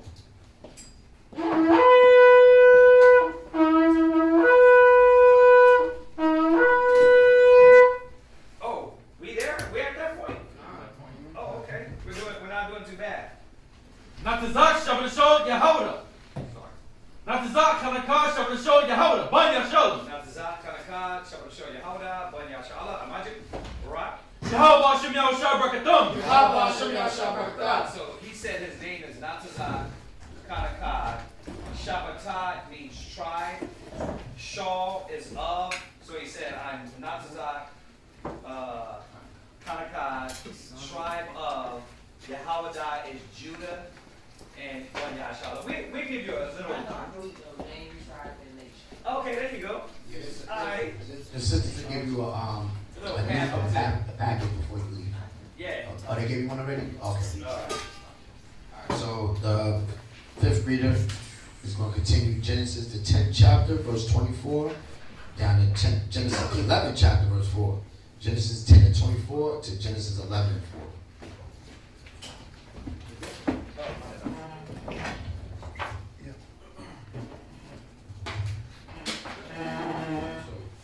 We're at the book of Genesis, chapter 10, verse 24.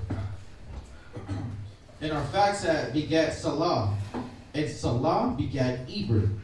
And unto Eber were born 2 sons. Right, so Eber is a significant name. Eber, Ibar, he kept the language of the past, right? Go ahead.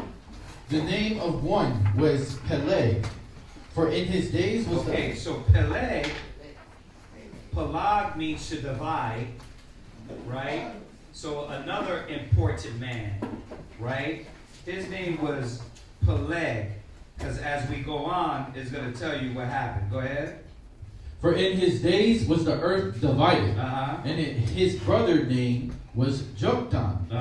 And Joktan begat Almadad, and Seleth. You see how I just did there with Peleg?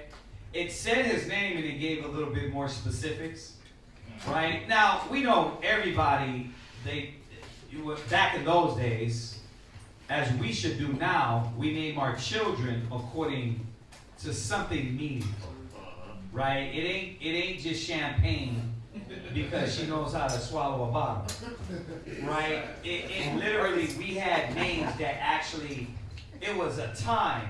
It was like, think about it. Sham, I'm going to name you the name. There's something that he's seen in his son, that his son was going to carry out what was learned from the Most High. That is dope, right? Then he comes back to Eber. He's like, okay, I'm going to name my kid Ibar because you held on to all those things as well from the past.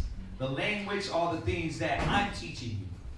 Then Peleg comes in, and now you got a divide of what's going on.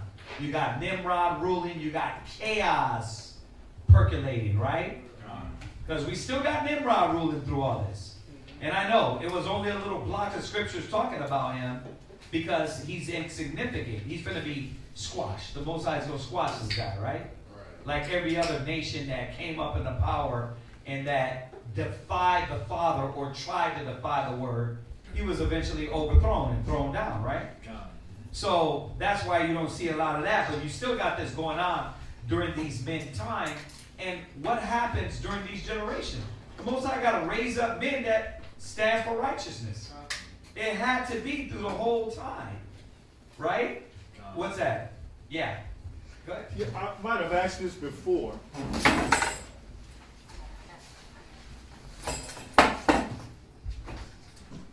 mind if I ask this before? And regarding name giving, all right, when you name your son and your daughter, like what?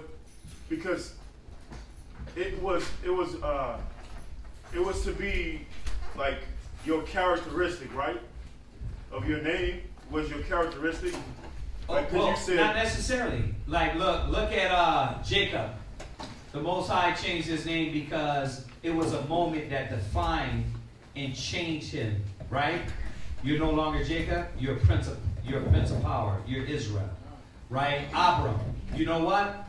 You're no longer Abram. At this moment, you have been defined as something else.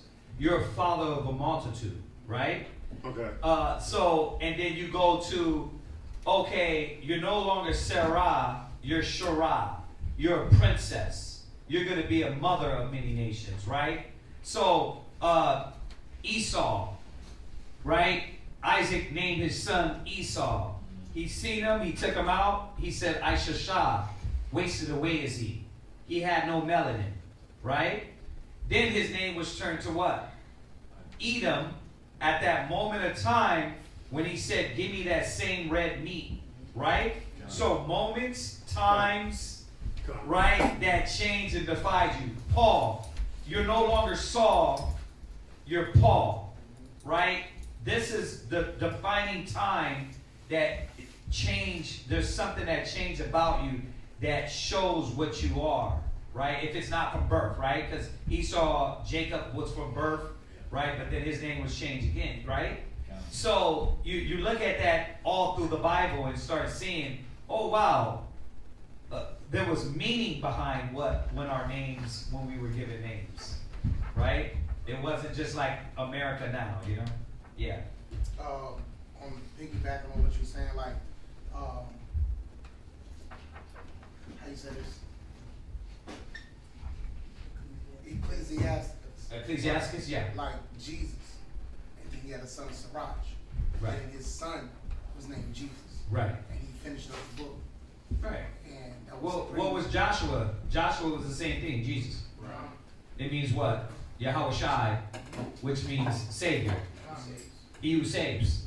Right? So yeah, you know, how many Jesuses are there? Which means what? Jesus, right?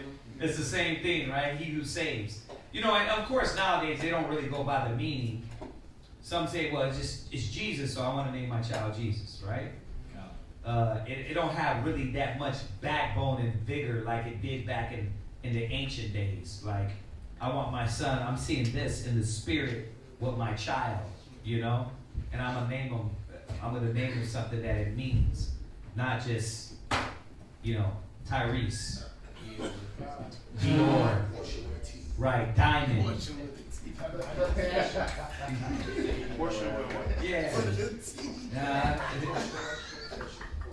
Portia? Right, you name a white man card last name. Like, that's probably some white man in Europe, right? Portia, right? You might as well name him Chevy. But we had meaning behind names, right? So yeah, our name meant something, man. Like, even if you look at these Hamites, their names meant something. Go look. If we were to sit down and go back and look at all those names in Hebrew, what those names meant, they got meanings. Mizraim means shut in, restraint, right? That's what Egypt means, bondage. That's crazy. Yeah. What does Aharon mean? Aaron? Aaron means, let's look it up. Aharon, what does it mean? Thank you, my brother. Aharon means mountain strength. Damn, that's beautiful. Mountain strength. I didn't even know that. Natazak, Chanukah, what does it mean? Continued dedication. Ugh, that's nasty. It's beautiful, nasty. Tahawar, what does that mean? No, I mean, Tazahar. Cry out against. Cry out against. So, like, when brothers are giving names, right? I named my son Ma'awala after this other brother. Ma'awar means to teach. The La after it means to teach, right? So I named him after a brother that passed away. during the 90s with me, right? His name was Ma Warla to teach. So, but if I look at my son, if I look at my daughters, if I look at the names you put on them, these names start showing your character and defining who you are. You know what I mean? You start to live up to your name or live down to it, right? You can live down to it. All right, come on. Verse 26 from the top. And Joktan begat Almadai, and Seleth, and Hazarmaveth, and Jerah, and Hadaram, and Uzal, and Diklah, and Obal, and Abimael. Right, and once again, you're like, well, who's this guy? As you see, if you go and research biblically, a lot of these didn't become full nations. They just were individuals, right? That were sons, right? And you say, well, what did they do? It points out when they do something significant. Like when you look at Enoch, it said he walked with God when we read it. When you look at Methuselah, like it points out these significant characters and what they did and how, whether they were prophets or teachers. Yeah. And some of my Christian friends get lost because they don't know the meaning of it. They just think it's like names. They don't know the meaning. Yeah. And they'll just be like, we don't know what it's talking about, but we just know these names. We just go through it. They would just overlook it because they would be worried about pronunciations. Yeah. Exactly. We wouldn't even get this far. Yeah, bro. You know what I mean? I wouldn't have no understanding of it. One thing that the Hebrew Israelites have done, even when I look at Christian groups, I looked at online and I seen these Christians singing about how they don't celebrate Halloween. And I'm like, you know what? That's because Hebrew Israelites put this all on blast. And we started to get people to think and have to really stand for the Most High. So a lot of these Christian groups, man, they're being done with Halloween. They're being done with Christmas. They're starting to celebrate the Passover, right? And little by little, they're saying, we got to be accountable to the Word. So that's thanks to a lot of, yes, Hebrew Israelite brothers are hard, but guess what it's doing to a lot of Christian communities? It's waking them up and making them stand on the truth. Yeah, and they're going to really have to do it. The more and more, a lot of these Christian brothers are going to wake up. They're going to be like, you know what? Yeah, the Bible is truth. Let me stop doing a la carte and chipping off what I don't like and follow the whole Bible, right? Get better at it, which we should be doing, right? I'm not saying all Hebrew Israelites follow the whole Bible to their T, but we know better, which is we know to strive for it. That we ain't teaching like, oh, a la carte, I don't follow that, I follow this. We know that, no, we should be getting better at all of these things that the Most High told us to hold ourselves accountable to. Right? Huh? Especially when it comes to the holidays, because a lot of them, they just starting to wake up about, like, Thanksgiving, Christmas, Easter, all those little Valentine's Day, all of that stuff that the paganism. You'll hear them speaking about it now, like, why are we celebrating Thanksgiving? Yeah. Because when they starting to see like the mass genocide and murder of the Native Americans and different things of that nature, they're like, well, shit, why am I celebrating? Why am I doing this? Exactly. Yeah. All right. Go ahead, read on. Verse 28. And Obal, and Abimael, and Sheba, and Ophir, and Havilah, and Jobab. Yeah. I think sis has a question. I'm sorry, sis. No, it's okay. I was thinking about how it can really bring out. I talked to my dad, and he was saying him and his wife were kind of like parting ways a little bit because she likes to travel a lot. And now my dad's like, I've been to all those places, and they are all the same.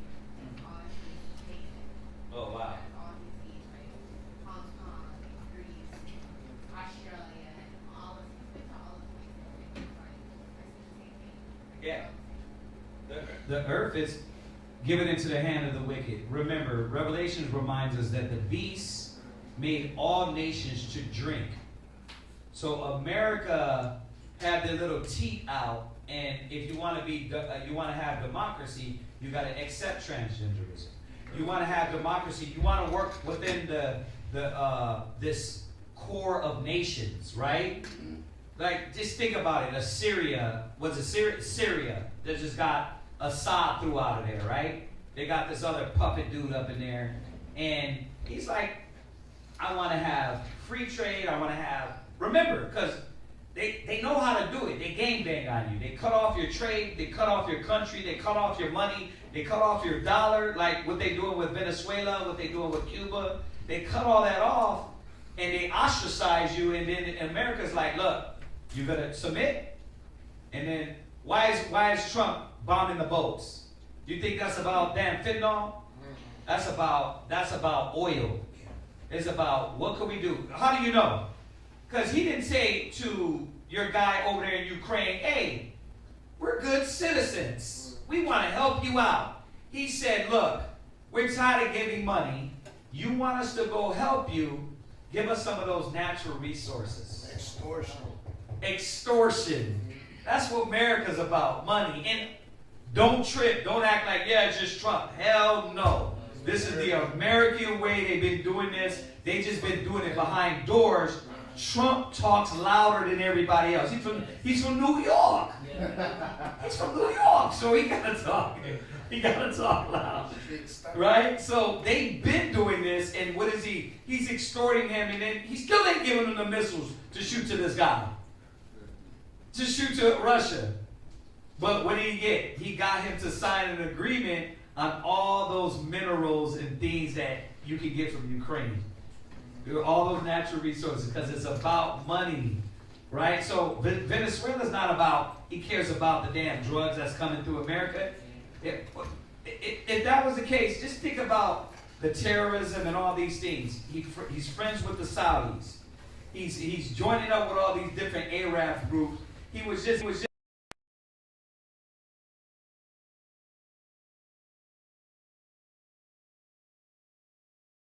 He's doing deals with cryptocurrency with other nations. You got to understand what's going on here.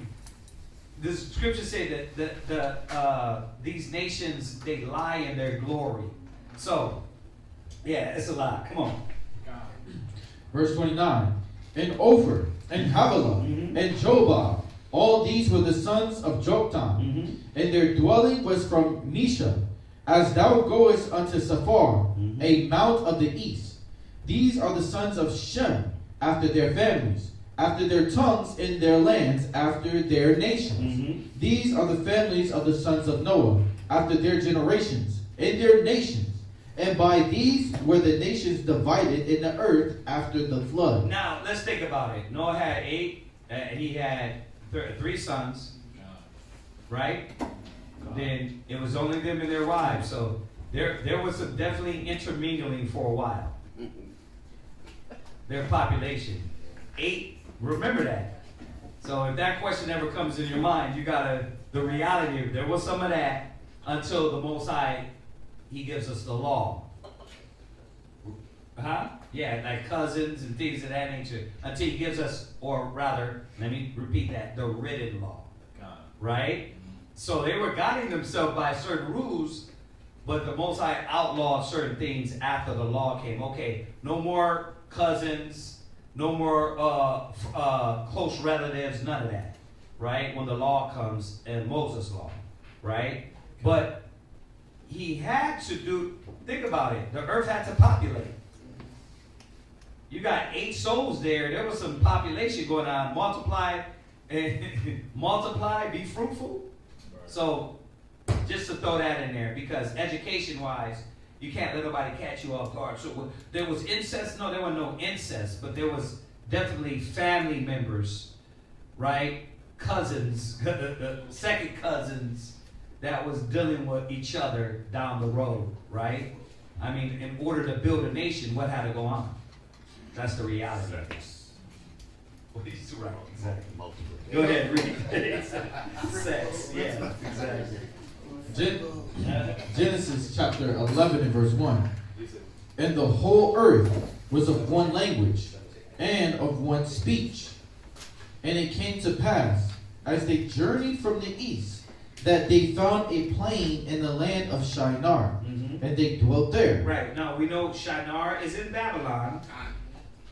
What's that? When it says the earth was all in one language, was it Hebrew? Yeah, exactly. Remember, Eber, if you look at what was going on here, he's giving you the families, right? But he's kind of giving you the generations ahead of time. Okay? Because Peleg, the land was divided, but it didn't happen yet right away. But he was during that time. Right? But yes, so say it again real quick. Where it says that the whole land had the same language, was the language Hebrew? When did Adam speak? When you look at this language, we got a little thing that it goes from Hebrew to Greek to Latin to English to all these different languages. They all come from Hebrew. Right? Remember the pictograph, right? What was written on came, like the Egyptians try to claim. Yeah, we was writing on walls. Everybody was writing on walls during that time. You're not the only one that had pictograph.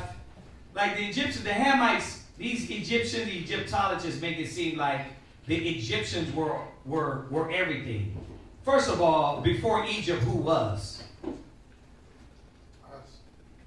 Huh?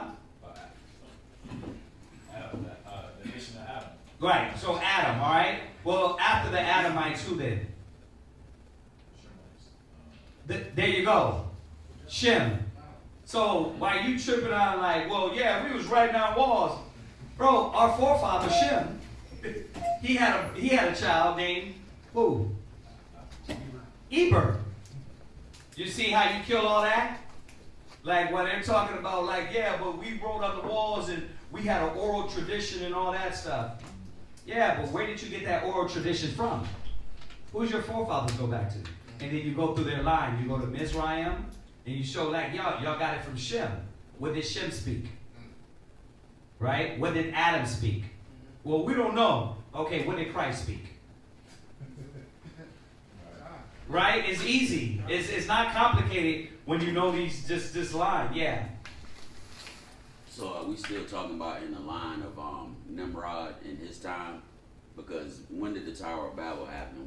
When the languages start separating? Right. So that's why it's important to know that it's still going on as we're reading, because we're reading in a book. Right. And you think because you turn the page, it's over. So it's still going on. Nimrod is still ruling, and he's brought confusion to the earth. What confusion? Look around. It's easy. That's why Babylon and Babylon the Great is not that much different. It's confusion, right? So the Tower of Babel, was it erected in his time? During Nimrod, yes. And what was the Tower of Babel? Obviously, he's creating, you said what? It's going to go into it, right? Yeah. Let me not jump. Go ahead. Okay. Genesis chapter 11 and verse 1. And the whole earth was of one language and of one speech. Right. And it came to pass as they journeyed from the east. Now know this. This is something you as a Hebrew Israelite, you get reminded of all the time. That you be perfectly joined in the same mind and the same judgment. What happens when you're in one language? Not only in one speech, but one language, one mind, one thinking, one process. Perfectly joined. You're perfectly joined. And that's what America is trying to do to the new generation. Look, it was so easy from how many years to normalize transgenderism? To get people, did it take 50 years? It took like 8 years. It took 8 years, not even. Obama's whole administration. Both. His tenure in office, it was like, That was it. Now you got you talk weird about them. They're like, whoa, what's going on here? You don't like, hey, what's up with you? Like we accepted all of that. Where you at? Like we never accepted it, bro. But that's the thing, that unity in mind, you can get a lot of things accomplished. Only if we had it as a nation. That's the problem with us. The problem with us is we're still trying to be like them. instead of saying, no, we got to be in the same mind and the same judgment when it comes to the Most High, then we can get things accomplished. And that goes into, I know, Quadazap is doing a class, why can't you build with the Hebrew Israelite community? Because you got a lot of our people that are like, yeah, man, the kid who first came in, I'm not saying you're like this. What I'm saying, though, you come in with that mind of, yeah, man, why we ain't got this for our people? Why we ain't doing this for our people? Then you start sitting around and start saying, oh, because brothers are selfish. Sisters are selfish. You're into what you're doing and you don't care about nothing else. You got your thing going on and you don't care about us. It takes a unified mind to be able to say, Akim, let's get this done. But everybody needs to feel, this is not your school, your truth, my truth. This is the truth, right? But where are you at in the truth? You see, once you stop doing that and you start realizing that you're the truth if you abide in the truth. So as being part of the truth, this ain't my school, this ain't his school, this is our school, right? I'm not the one that makes you priests. The Most High makes you priests, right? So step up to the priesthood, right? Step up to being the leader. Like, I don't hold you back, you hold yourself back, right? So once we come in that mind, you realize, damn, it's not theirs, it's ours. You see that? And that be the problem, is that we still be like, oh, that's what y'all doing. In America, it's like, what? Well, that's what we do. Right? We do 4th of July. We do Thanksgiving. Yeah, that's the American way. There's one mind, right? The pot. They throw you all up in there and then they what? They mix it up like gumbo and you what? You're all one thing. This is what they were doing back then, and it doesn't change. I'm just saying, reminding us how much power it is in negative, we could be doing it positive. Go ahead. That they found a plain in the land of Shinar, which is in Babylon. Go ahead. And they dwelt there. And they said one to another, go to, let us make brick and burn them thoroughly. And they had brick for stone, and slime had they for mortar. Right. Remember, so we sometimes we get caught up in like, so they was building a building. Okay, but what comes with building a building? Were they just building it for no reason? Right, so they worshiping this idea, right? And doesn't with an idea come other things? Like, you don't just sit there and look at the Lincoln Monument and be like, yes, yes. You believe in the ideas of the Lincoln Monument. You believe in the laws, you believe in the rules, you believe in the government, right? So let's not get caught up on, they was just in the middle of the field, dusty as hell, and they building a dirt pile to the heaven. They were doing that, but what came with that? The way to live, the way to think, the ideas that came with it. And when the scriptures tell you about Babylon the Great, and you go to Revelation 18, it tells us all those ideas, right? So it's nothing new idea-wise. It might have been historical, but idea-wise, Babylon is the same thing as Babylon the Great, right? What they did in Babylon, they still do it now in 2025. What? Right, because the elects, they trying to place themselves as as if they is God. So it's the same thing. It's the same exact thing. See what you're saying? It's like a dynasty of people who's doing the same. I'm glad you said that. Check this out. Go to Isaiah. Is it 20? No, it's Ezekiel. Excuse me. Go to Ezekiel 28. I'm glad you just said that. Check this out. Go to Ezekiel 28 and 1. Check this out. Now y'all are going to start seeing more how the Bible transcends, and it goes, these prophecies transcend, not only in that moment, it speaks of all nations and what they could be, right? And what they could become. Go ahead, read that. Ezekiel chapter 28, verse 1. The word of the Most High came again unto me, saying, Son of man, say unto the prince of Tyre. Right, which was who? Tyre and Zidon were who? They were Cushites. This was Africans. Right? Now, mind you, we moved up from and I don't want to mess up dates, but we're talking about Tower of Babel all the way to Ezekiel, which was the Babylonian Empire. We know Ezekiel. I know that date. Let's go get the back date. Ezekiel was during about 580 something, right? Babylon was 586 BC, right? So around that time, right? But if you go back to Peleg and during that timeline, like think about from that time all the way to this time, he's still talking to who?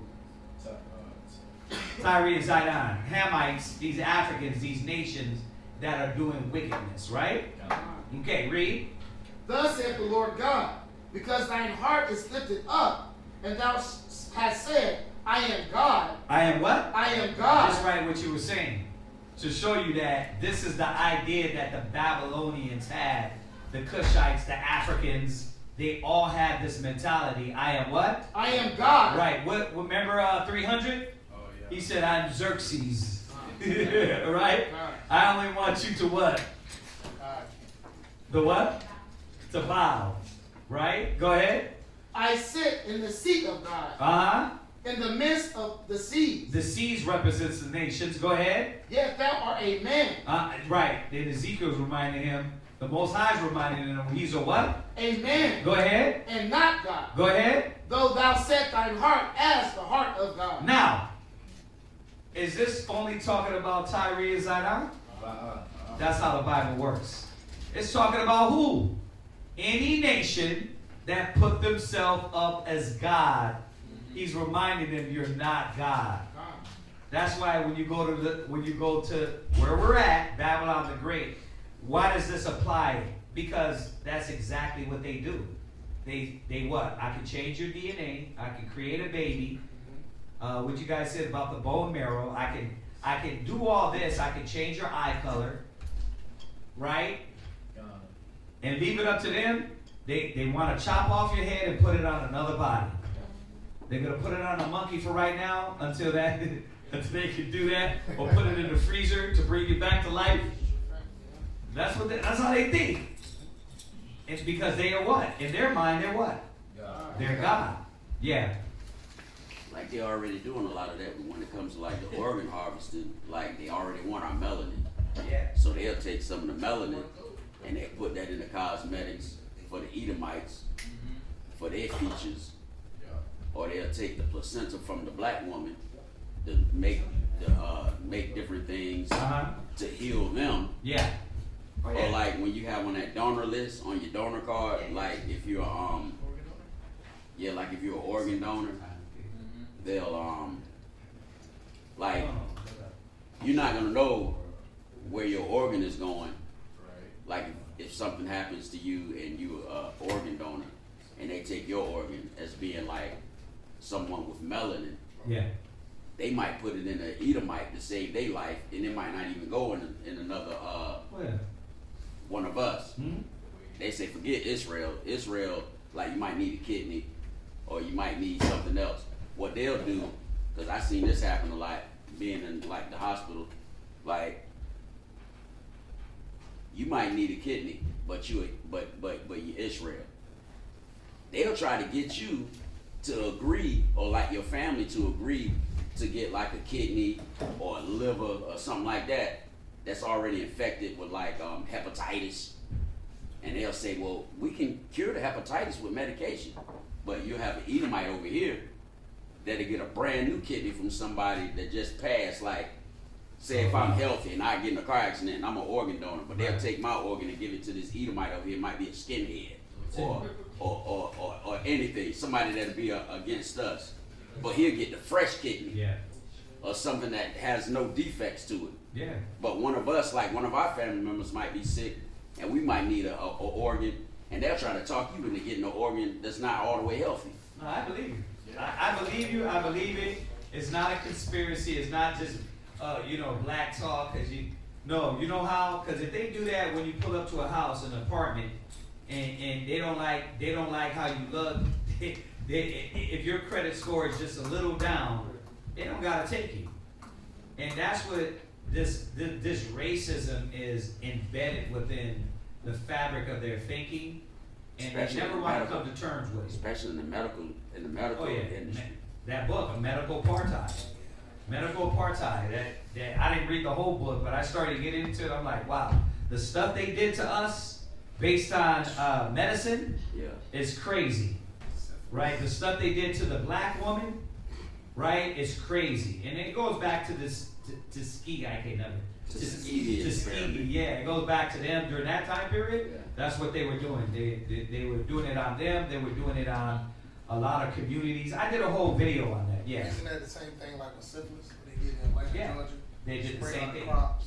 Yeah. See what happens with them tested, everything else. Transplants, put pig parts inside of the human body. Yep. And like he said, give you a pig heart, but give a white man a human heart. And see how long you can I see this cat with a pig heart, and they live. I'm like, what the heck is going on? That is just wild, man. Then they really just study how long you can live with this pig heart function. Yeah. But, you know what I mean, still kidnapping us, taking kid organs, because our organs reproduce faster, work better, and we don't be like white boys be partying too hard, bro. Yeah. They just like, they get high and drunk too much. I can't do that much stuff. Hold on. Yes, sis. Say it a little louder, sis. I'm sorry, I can't hear you. I was gonna say, just when you were saying about the organ donations and stuff, there was a video that I was watching of a black nurse. She was telling, she was informing us, she was like, if you are black, don't put that you want to be an organ donor. Because what they do is, let's say you go to the hospital for like you have a cold or something very small. Being that you are an organ donor, they're not going to take care of you. So it's going to get worse to the point where you are at the point of you're about to die. And they're not going to give you treatment because they know you have good organs. So they're going to keep pushing it to where you're dying so that they can harvest your organs and give it to other people. So they tell us not to put that we want to be an organ donor because if you go to the hospital, Yeah. You know, I know a lot of people really don't believe this, but it's very true. It's like you gotta be there, you gotta go through it, right? You gotta see what they do to our people, and you gotta see how mean they are to us. But a lot of people don't live in that reality of being treated that way. So they look at us like, well, that just sounds crazy. Nobody's that mean to y'all. Oh, hell yeah. They don't, they do not like your skin. They don't like your gums. They don't like none of that. Why? Because a lot of times, like Trump's ideas, you know his thing with the SNAP is, you know what that's about? He said the free ride is over. This demon, like you literally are paying the rich, but the free ride of the people that's hurting is over. Like really, but this is how they think. Like all you're doing is benefiting from America. Wait a minute, but I thought it comes from taxes anyway. Don't we pay that? But this is the idea of these people is like they can steal for you and then be like, look, when you want that money back, it's like, look, you begging. Like, how's that work when I pay my taxes for that pot? Right? What's that, sis? Just going back about them giving us the least of whatever you can get from another person. So my dad, when he was younger, he was a grown man, but his leg caught on fire. Like he was smoking or whatever, and whatever he flicked down on the ground caught onto his pants, and his legs caught on fire from like half down, right? And so he needed a skin transplant. It was that much flesh that was off. They put pig skin on him instead of human skin, like getting a donor from a person. Yeah. They gave him pig skin instead. And How did that work? it blended in with his, not blended in color wise, it was no demarcation of like infection or nothing like that. But It certainly it didn't completely accept it because it's like patchy and and your skin is It's- more. So you look like you the Texas Chainsaw Massacre. That's wild. Yeah, they put pig skin on him instead of human skin, and it looks like a different set of skin. Like it's not. It's like sewing Gucci onto some Instead of fake giving leather. him a skin donor from a person, they put pig skin on him instead. Man, it's not. What's that? What's that, Aaron? SNAP benefits. Most SNAP. people on SNAP benefits are Edomites, not really people of color. But then they Hell nah. That's a whole lot. It is. It's more white people on food stamps than it is people of color because they need us more. You know why I believe that somewhat? Because a lot of our people feel that they always want to do it right. That's how my Rib's mom is. It's like, you gotta do it right. They already think less of us already. Yeah, they think less of themselves. And they're like, if we don't do it right, they're gonna look at us in a weird way. And not knowing, I don't give a damn how they look at us. Right? We shouldn't care how they look at us. What's that? Yeah, just to let me back. All right, this is the last one. Come on. To agree, well, I got 2 points. I wanted to talk about what Go ahead. So, what the sister was bringing out about the organ owner, about being an organ, being an organ donor.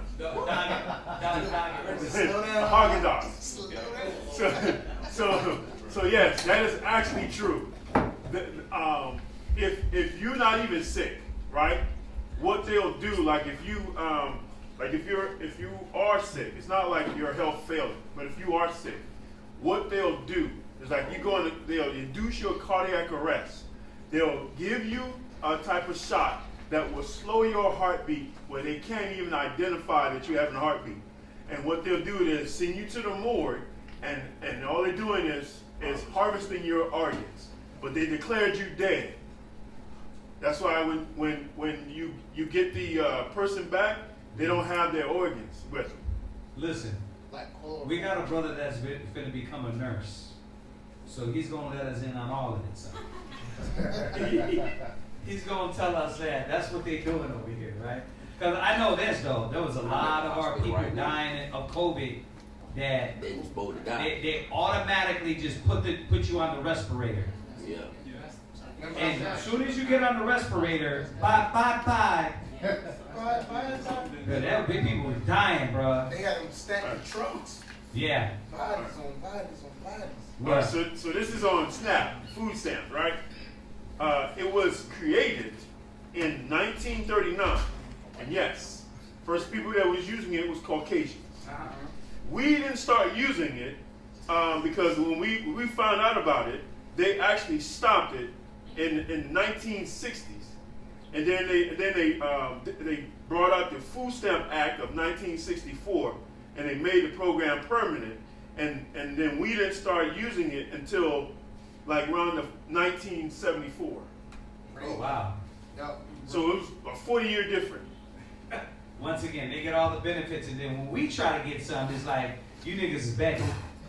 Yeah, man, it's ridiculous. No. Come on, y'all gonna have us here. Listen, everybody's input is great, but come on, we gotta move on. All right, I'm gonna get you back. Let's go. Genesis. Let's get some of this reading. Genesis Time, chapter don't we? 11 and verse 4. And they said, "Go to, let us build us a city and a tower, whose top may reach unto heaven, and let us make us a name." Right, and what were they doing in that city? What were they doing in Sodom and Gomorrah? It was called Babel. Babel is confusion. Right. Yes. Everything. A lot of times Israel, we're trying to figure out, like, what were they doing during that time? Just, no, there's nothing new under the heaven. Same thing they're doing in America. They're the same thing doing now. That's what's going on with the Democratic Party right now. Read. Read on. And let us make us a name, lest we be scattered abroad upon the face of the whole earth. Verse 5. Verse 5. And the Most High came down to see the city and the tower, which the children of men builded. And the Most High said, Behold, the people is one, and they have all one language. And this they begin to do. And now nothing will be restrained from them, which they have imagined to do. Now, remember Adam and Eve? He said, look, we got to remove this. We got to remove them from the garden, because what was going to happen? They're not going to be restrained. See, the same idea. Restrained to do what? If we don't remove them and stop this, they're going to continue, and it's going to destroy the earth, the world, the land, worse. And you're like, well, how? Look at America. Look at the world. What has it done? Right? That's why they're crying about the ozone layer, the air, the water. It's like, that's due to man having his free walk and to do anything. Right? Go ahead. Verse 7. Go. To go, let us stop. Genesis chapter 11, verse 7. Go to, let us go down, and there confounded their language, that they may not understand one another's speech. So the Most High scattered them abroad from thence upon the face of all the earth, and they left off to build the city. Therefore is the name of it called Babel. Babel. Because the Most High did there confound the language of all the earth. And from thence did the Most High scatter them abroad upon the face of all the earth. Genesis chapter 11, verse 10. These are the generations of Shem. Shem was 100 years old and begat Arphaxad, 2 years after the flood. So you see how it got all the other nations out of the way, said what he said about them, showed us what happened with those nations and what they did. What happened with Cush and Ham and his line and Nimrod? They defiled the earth. So why are you talking about Egypt, the Africans? We had the pyramids, and so what? Look at what you did. You brought faggots, and you exceeded these things. Homosexuality, transgenderism. You puffed this up in the world. You didn't help the world. So the Most High is like, okay, now let me let you know what I had to do. The line that was going to actually save the earth, the righteous men. Right? Go ahead. Verse 11. And Shem lived after he begot Arphaxad 500 years, and begot sons and daughters.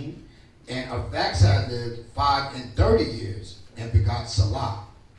And Arphaxad lived after he begot Salah 403 years, and begot sons and daughters.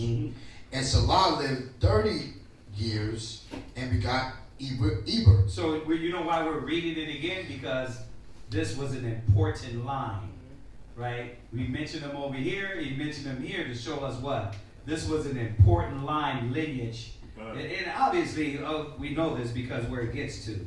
I mean, you should know this. Go ahead. And Salah lived after he begot Eber 403 years, and begot sons and daughters. And Eber lived 430 years, and begot Peleg. And Eber lived after he begot Peleg 430 years, and begot sons and daughters. And Peleg lived 30 years, and begot Reu. And Peleg lived after he begot Reu 209 years, and begot sons and daughters. Oh, I did not read too much. Okay. What's verse? 20. And Reu lived 230 years and begat Serug. And Reu lived after he begat Serug 207 years and begat sons and daughters. And Serug lived 30 years and begat Nahor. And Serug lived after he begat Nahor 200 years and begat sons and daughters. And Nahor lived 9 and 20 years and begat Terah, right? Terah. And Nahor lived after he begat Terah 119 years and begat sons and daughters. And Terah lived 70 years and begat Abram. So this is what's important to us, right? The Bible, our history, our generations, right?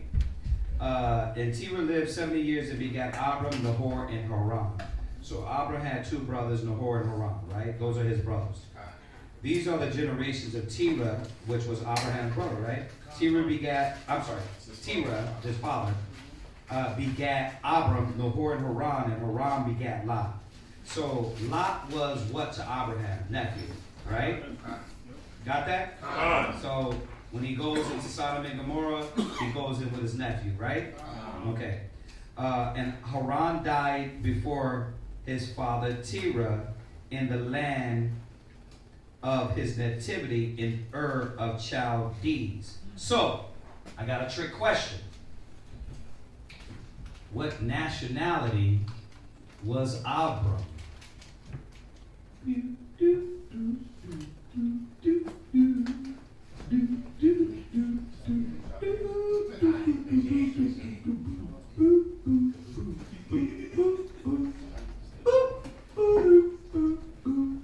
I'm gonna do like brothers, just keep going with it. Like brother, you gonna stop? All right. No. What? A Judite. No. What's up? There's no such thing as a Judite. Judah didn't even come yet. Go ahead. He was a Hebrew. He was a Hebrew. He was a Hebrew. Right? Abram the Hebrew. It wasn't Abram the Chaldean. Now, very important, because when he mocks us in Ezekiel and he says in Ezekiel 16, your father was a Gergesite, your daddy was a Hittite, your mama was a Hittite, and he goes and says that about us. I'm paraphrasing that verse. But you know why he says that? Because he's mocking us. He's like, look at who you grew up around. He's not saying we are actually Chaldeans or people from Ur, right? Or whether those people. Because those people were Hamites. We are Hebrews. Y'all get it? I know it might sound, making it sound basic, but that throws a lot of people off, right? He was a Hebrew, right? Not an Israelite yet. He was an Abram the Hebrew.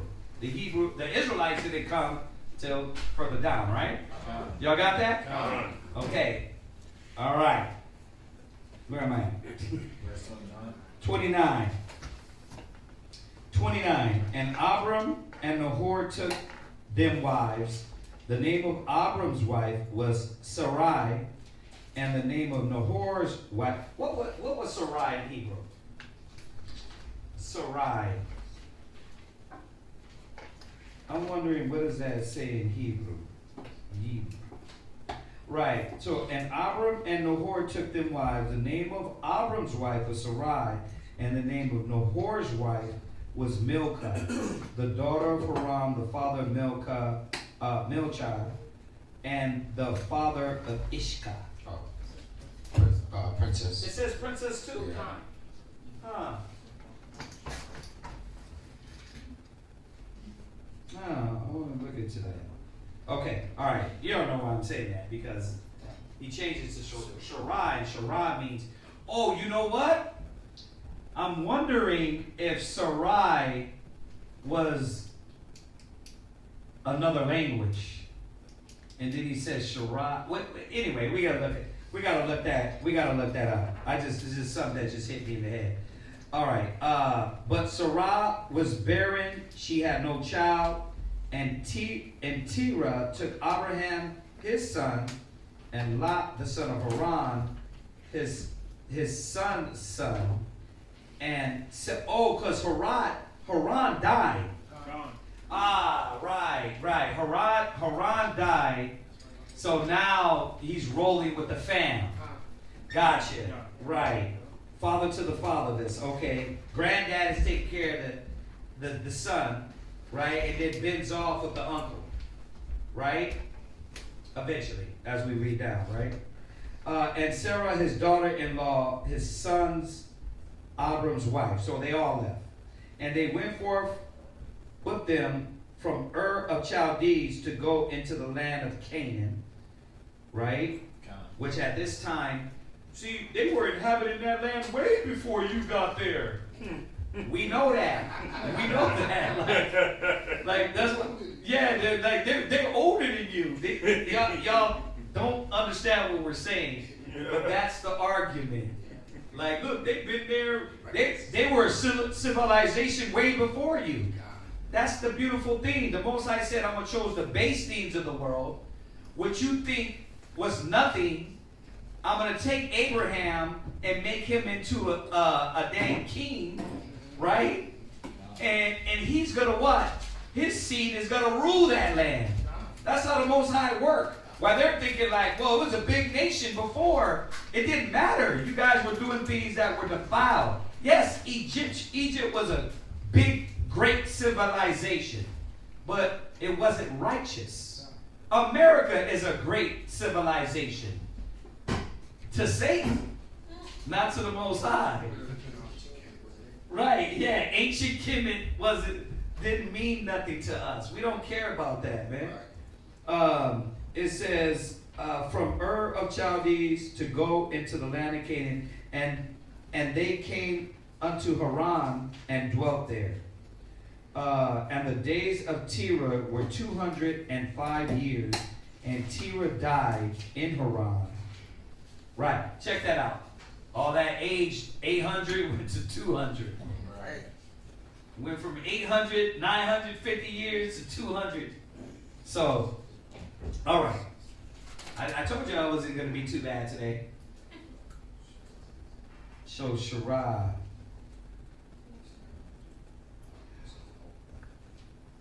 Okay, so there's two ways, huh? Noble woman. Right. Noble woman. We got to keep looking on that. Yeah. You know how you got to dig. All right. Any questions, sis? Do you have anything? All right. All right. So if you do return at any time, you feel free to ask any question. We're good with that. We just ask everybody to be respectful, raise your hands, but we open the door for questions. All right? Yeah. While we was on the topic of organ harvesting and everything, I want everybody to look up that story about Henrietta Lacks. Oprah did a story about her, about how they took her organs, her DNA, and cured all kinds of used it for different medicines and cured. And she didn't get no. Her family's Yeah. Yes. Yeah. Oh, that's wild. Black woman. Yeah, That was a black woman. Israel. So all these white people got black blood inside of them. Yeah, like a lot of people that's walking around. Only if they knew, huh? No, they know. They know, huh? They know, but they'll take it from you. They don't give you no reparations. But they ain't give You're you no asking for reparations. too much, Negro. Yeah. You're asking for that's how they treat us. Her stuff is still helping people right now to this day. Right. But didn't help their family. Reparations, what? Nah, nobody did. I like the one. I like the one YouTube I see. He said they got a 400-year start. I tell you something. Right? Like people that's in different situations, they have to go donate their blood. When you Israel and you donate your blood is richer than other people's blood. They taking stuff out of that blood. They might give you what, $50, $75 to donate your blood, but your blood is worth way more than that because you see what it says in scripture, blood is life. That blood that you giving them for $75, they doing all kinds of stuff with that blood, making all kinds of money off that blood. Donating plasma and stuff. They give you pennies. And people not even, they'll find somebody in a bad situation, but they know what your blood is worth and your plasma is worth, and you might not know it, and they getting you for it. Yeah. Supposed to be giving you way more than that. Oh yeah, it ain't gonna happen. We ain't gonna get no reparations till Yahushua takes the reparations, right? No, we're going to that. We're going to that. You don't have to dig right now. No other questions? Yes, ma'am.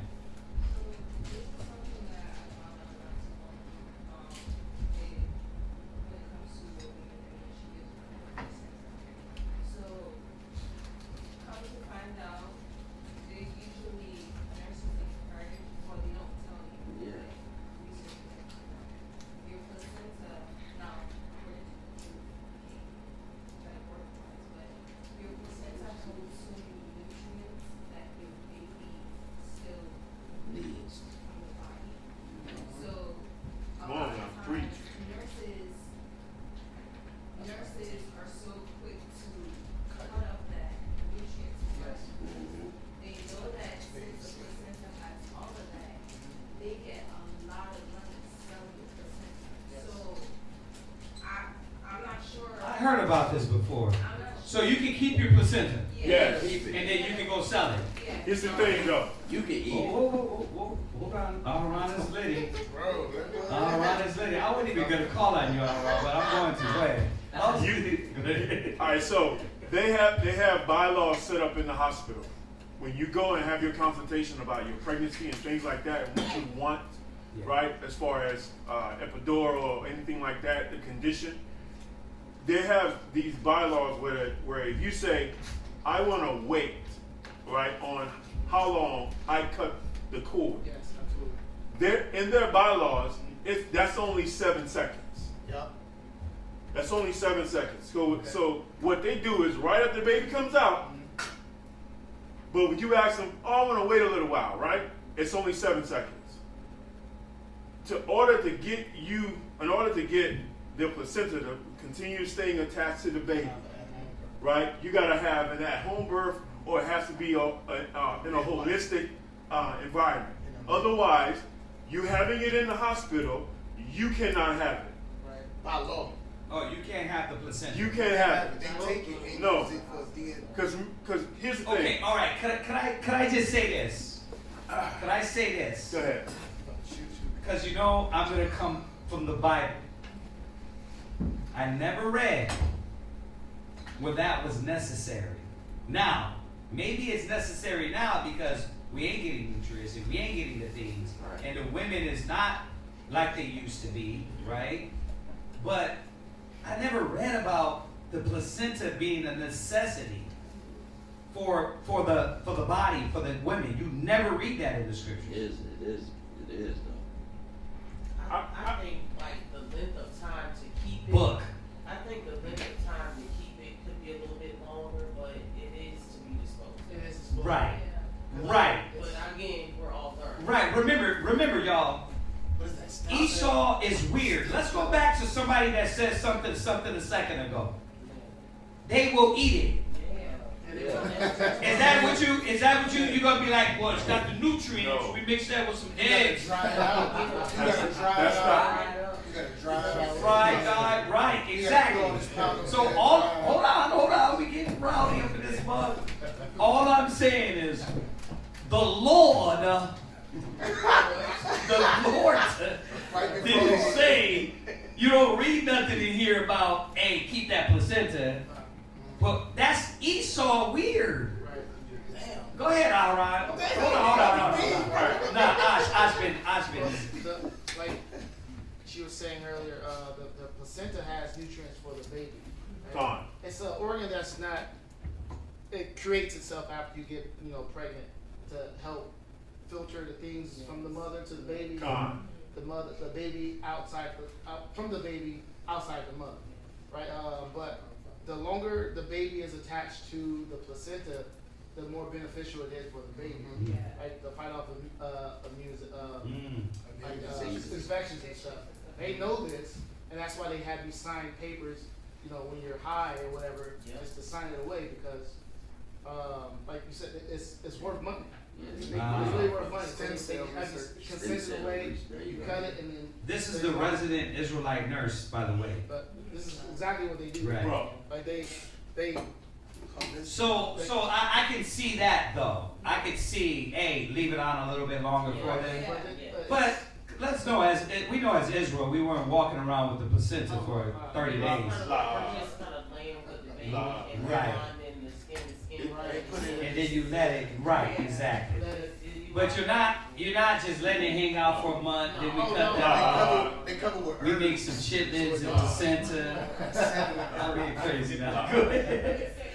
Good. Say that for the placenta, they wait till the cord goes white. Yes. And all the nutrients are going to pass through. Oh, there you go. Then you cut it, because when you cut it while it has color, it means the nutrients didn't pass through the placenta. Right. To Bam. the baby. So that's why they force for babies to have like immunizations, because they're not getting the natural Bam. from the placenta, which is supposed to fight whatever the Bam. Hey, and you know what, like y'all saying, the devil knows this. Knows it. But they won't do it because they're just contrary to damn nature.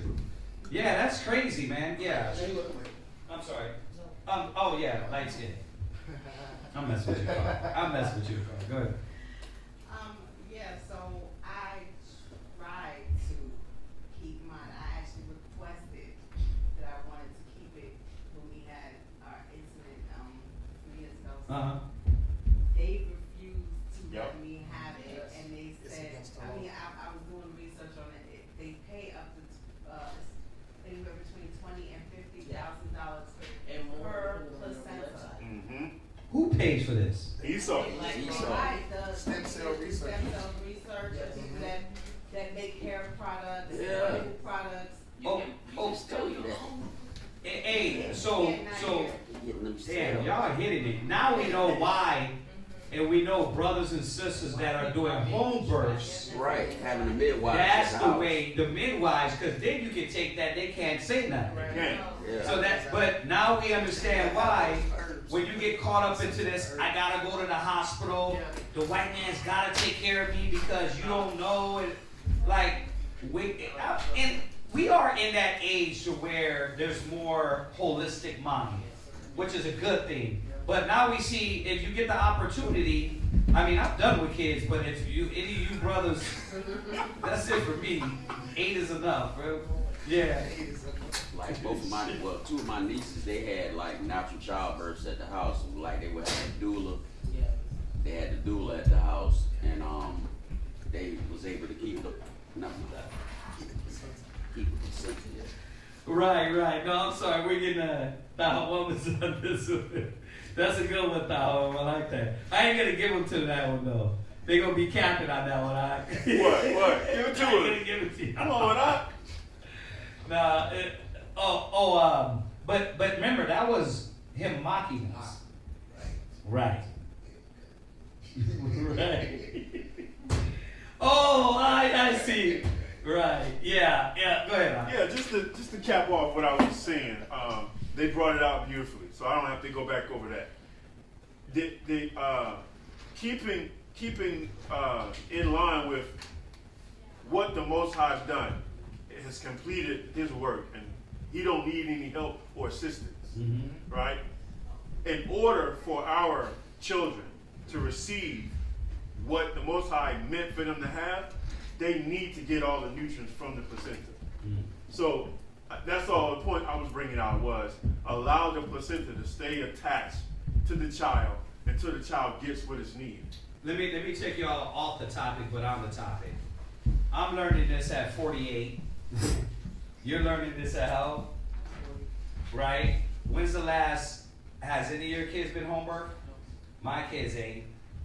But Mawula, Arya, Manataza, Danyala,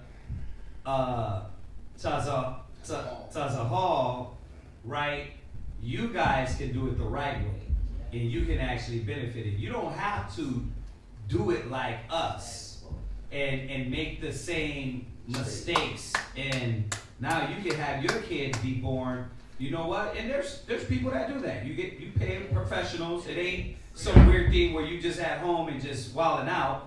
It's a professional way to where you do a home birth, but with a midwife and a doula. My last one. We turned the other way when I was. Yeah. Yeah. Hey, you I can do that. Yes. 2 more years of school. Stand up, kid. Nice. But I like that you brought that up there because when you go to the summit, there's a sister who is a doctor. Yeah. And one of the classes that they have at the summit is the midwife classes. You know, for us to these things that we don't know, like that point of how it nourishes the baby, then it being of value. I mean, you take that money and you could start some kind of a savings fund for this child. You know, but you know, it's the things that we have to start now. You know, start using the word. Yeah, and really now y'all got me wanting to look this up on the placenta. Like, you can get how much? 25,000. And depending on how healthy the woman is, it's more than that. That is crazy. Why did nobody do this? Like, used to select do all it the back in the day. placentas. Yeah. And to give the brothers in here and the sisters also, this is an incentive. This is what I found out. how healthy the father is. That determines how healthy the communication is between the baby and the mother. Think about that. That's crazy. It does. It is. That goes right. That's why, this is why they don't want to bear witness that the seed is from man, right? And that the man has the most important part, one of the most important part in this thing. That's why, oh man, we can go in scriptures all day now, because that's why it tells you find good ground. Yeah. It tells you know what to put your seed in. Exactly. It's like no just random cervix. Exactly. No random cervix that is wounded, destroyed, mutilated. Exactly. Find good ground. You think it's funny until you deal with a woman that's ran through. But anyway, all right. If you got one online, what we got? We got comments from Sister Queen, whatever. Well, this is an off-topic question. Did anybody have anything? No. Okay, off-topic. Philippians 4:10. When Yeah, we went over this earlier. No. Yeah. Aharon, me and him were talking about it, but let's go there. I know the question. Her question is in Philippians 4:10. Yeah. Let's read it, and I'm going to do like I did Aharon, just to give her a little clarification on it, because you know how it is. New Testament, sometimes the verbiage of how things are relayed can confuse you, and I think that's where her confusion is. It's 4 and 10. Go ahead. Philippians chapter 4, verse 10. But I rejoice in the Most High greatly, that now at the last your care for me have flourished again. Right. Wherein ye were also careful, but ye lacked opportunity. Right. So you were careful, but you lacked. She wanted to know what it mean that you lacked opportunity. So what I did for him is I took him the Revised Version, because it just words it a little bit clearer. It says, or not clear, a little bit more on our level in our English, right, from what we understand. For it says, I rejoice in the Lord greatly that now at the length you have revived your concern of me, right? Remember, this was all about the churches and how they took care of Paul, his duty, and the works they were doing, right? It says, ye were indeed concerned for me, right? The brotherhood. It wasn't like, yeah, Paul dipped through, you know what, whatever, nigga. We see you 8 years later, 4 years later. They had a concern. He was reminding them, hey, the water for looking out for me, that brotherhood, that brotherly love, right? It says, but ye had no opportunity, meaning you didn't have it, right? A lot of times what was needed, they might not have had for Paul. That's why Paul would say, listen, go get up the bounty. Tell these brothers to get up the bounty, because this is needed when I come through, right? He said here, it says, not that I complain. Did I skip it? No, you finished the verse, now you're at 11. Right. It says, ye were indeed concerned for me, but you had no opportunity. Meaning what? They didn't have it, but they still were what? Willing. They were still willing. Like, they knew it. This was all the churches. Remember, Philippia, Thessalonica, Galatia, all these churches were going through the same thing, right? Everybody was building in some way. Then you got Paul traveling and teaching. There was things needed that he needed. They didn't have it a lot of times. But even though the opportunity wasn't there, the love was still there, and they were what? Would supply what was needed for the brother Paul. So that's all it's saying. Sometimes when you read it in the Revised Version, it'll like give you a modern day word for you to see a little bit clearer. So, I mean, hopefully that gives you understanding. That was it. That was all she needed. Yeah. All right. We should say that. Oh, okay. Oh, that's not what. Okay. All right. Anything else? Anything else online? If nothing else, we're gonna finish up these prayers. All right. It was a good one. It wasn't too long. A lot of things came out. once again, y'all need to go over that again, so you can kind of get familiar with that Eber, the Peleg, the line of Shem. And as you see, that line of Shem goes down all the way. It goes from Noah. It goes from, if you want to go back, let's go back. It goes all the way back from Methuselah, Enoch. Then it comes down to Noah. Then it will come up from Noah, it will come up through his line. Right? Yeah. And then to Shem, all the way to who? All the way to Abraham, Isaac, Jacob, right? So, all right, if that's it, let's set up these prayers. I imagine we'll put Yakodam, right in places.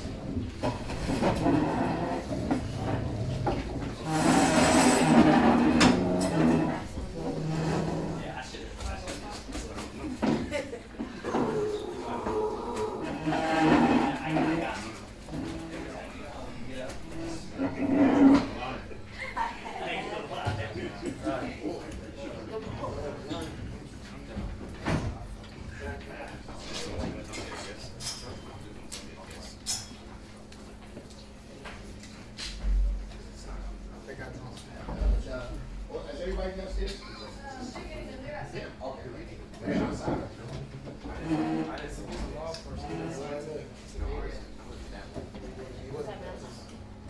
Nine times out of 10, it's not the girl. Just sign paperwork, just be signing shit.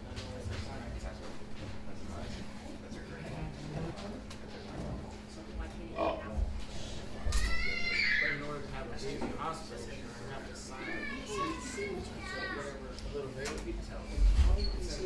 All right, we just wait for the children to come in. So we do the closing prayers. That's agreeing to their terms to be delivered.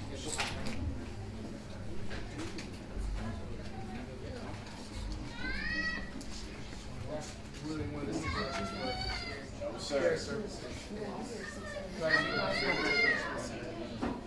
That's why, like, if you ask for it afterwards, like, no, sign. That's everybody? Not yet. They don't really educate people on things like that.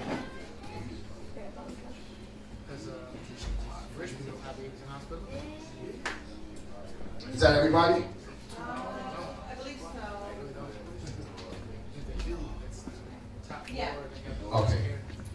Barakatah Yahweh. Barakatah Yahushua. All power. All praise. All majesty. Is of you. Yahweh's the power. Yahweh's the power. Yahweh's the power. Hashem Yahushua. Father, we ask. Please listen to us. Right now. Send Michael and the righteous angel to watch over. Bless. Heal. Protect. And make strong. The people of Yasharallah. Also, send it to us. Much wisdom. Much knowledge. Much understanding. Much patience. Much faith. Much brotherhood. Much sisterhood. And much love. Sin. Spiritual power. And forgive us of all of our sins. Yahushua. Come quickly. For indeed is our hope. Hashem Yahushua. Amen. Barakatah Yahweh. Hashem Yahushua. Hawa'ah. Hara. Blessed are you, Yahweh, in the name of Yahushua, that gives to us the law. Barakatah Yahweh. Hashem Yahushua. Hawa'ah. A war. Hara'ah. Blessed are you, Yahweh, in the name Yahushua, that gives to us the light to see. Barakatah Yahweh. Hashem Yahushua. Hawa'ah. Ha'ayol. Korah. La Korah. Ha'ayin. Blessed are you, Yahweh, in the name of Yahushua, that gives to us the ram's horn to call the people. Barakatah Yahweh. Hashem Yahushua. Hawa'ah.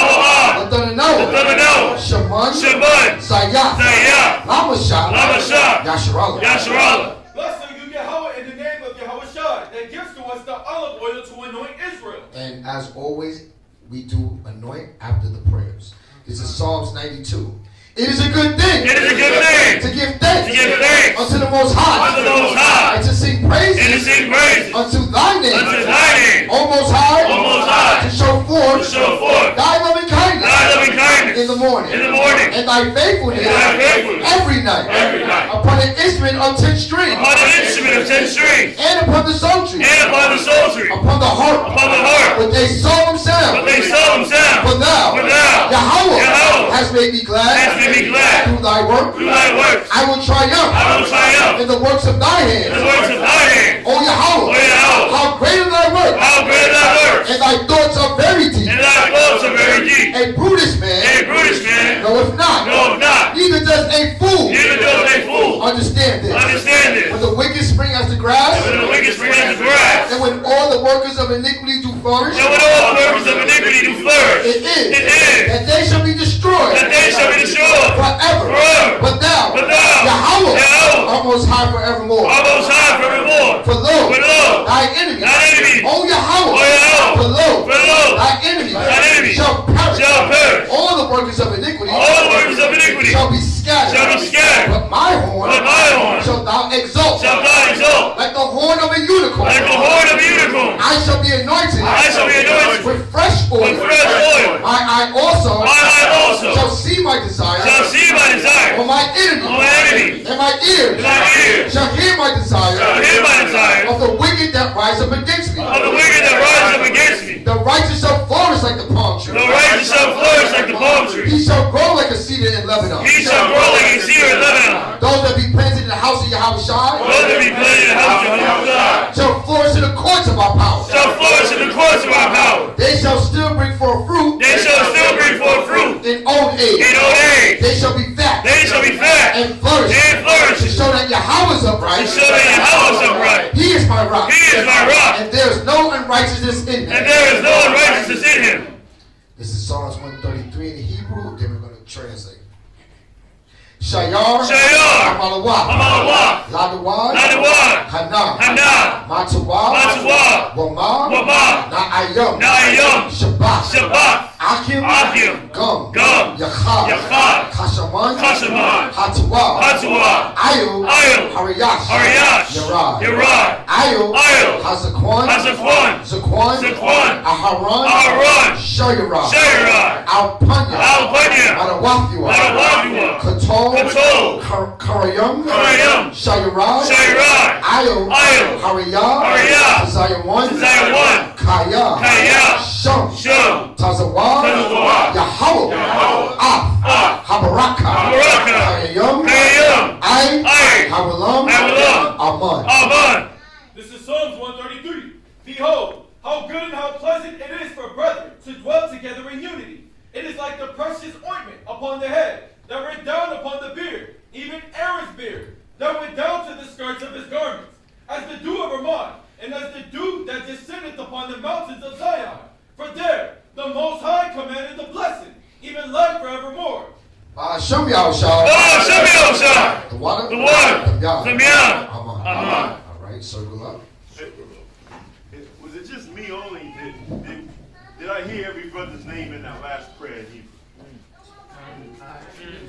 You hearing it too? No, not just mine. I said mine too. Yeah. Tazal, yeah. I heard it all. I mean, Enoch's the only one. Yeah. Akim B'mani, Barak. Yahweh Shem Yahshua.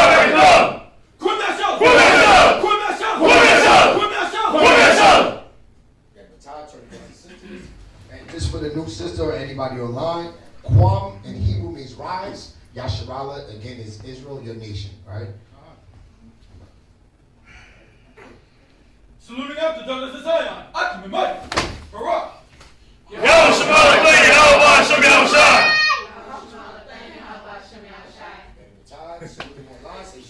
Shabbat Shalom.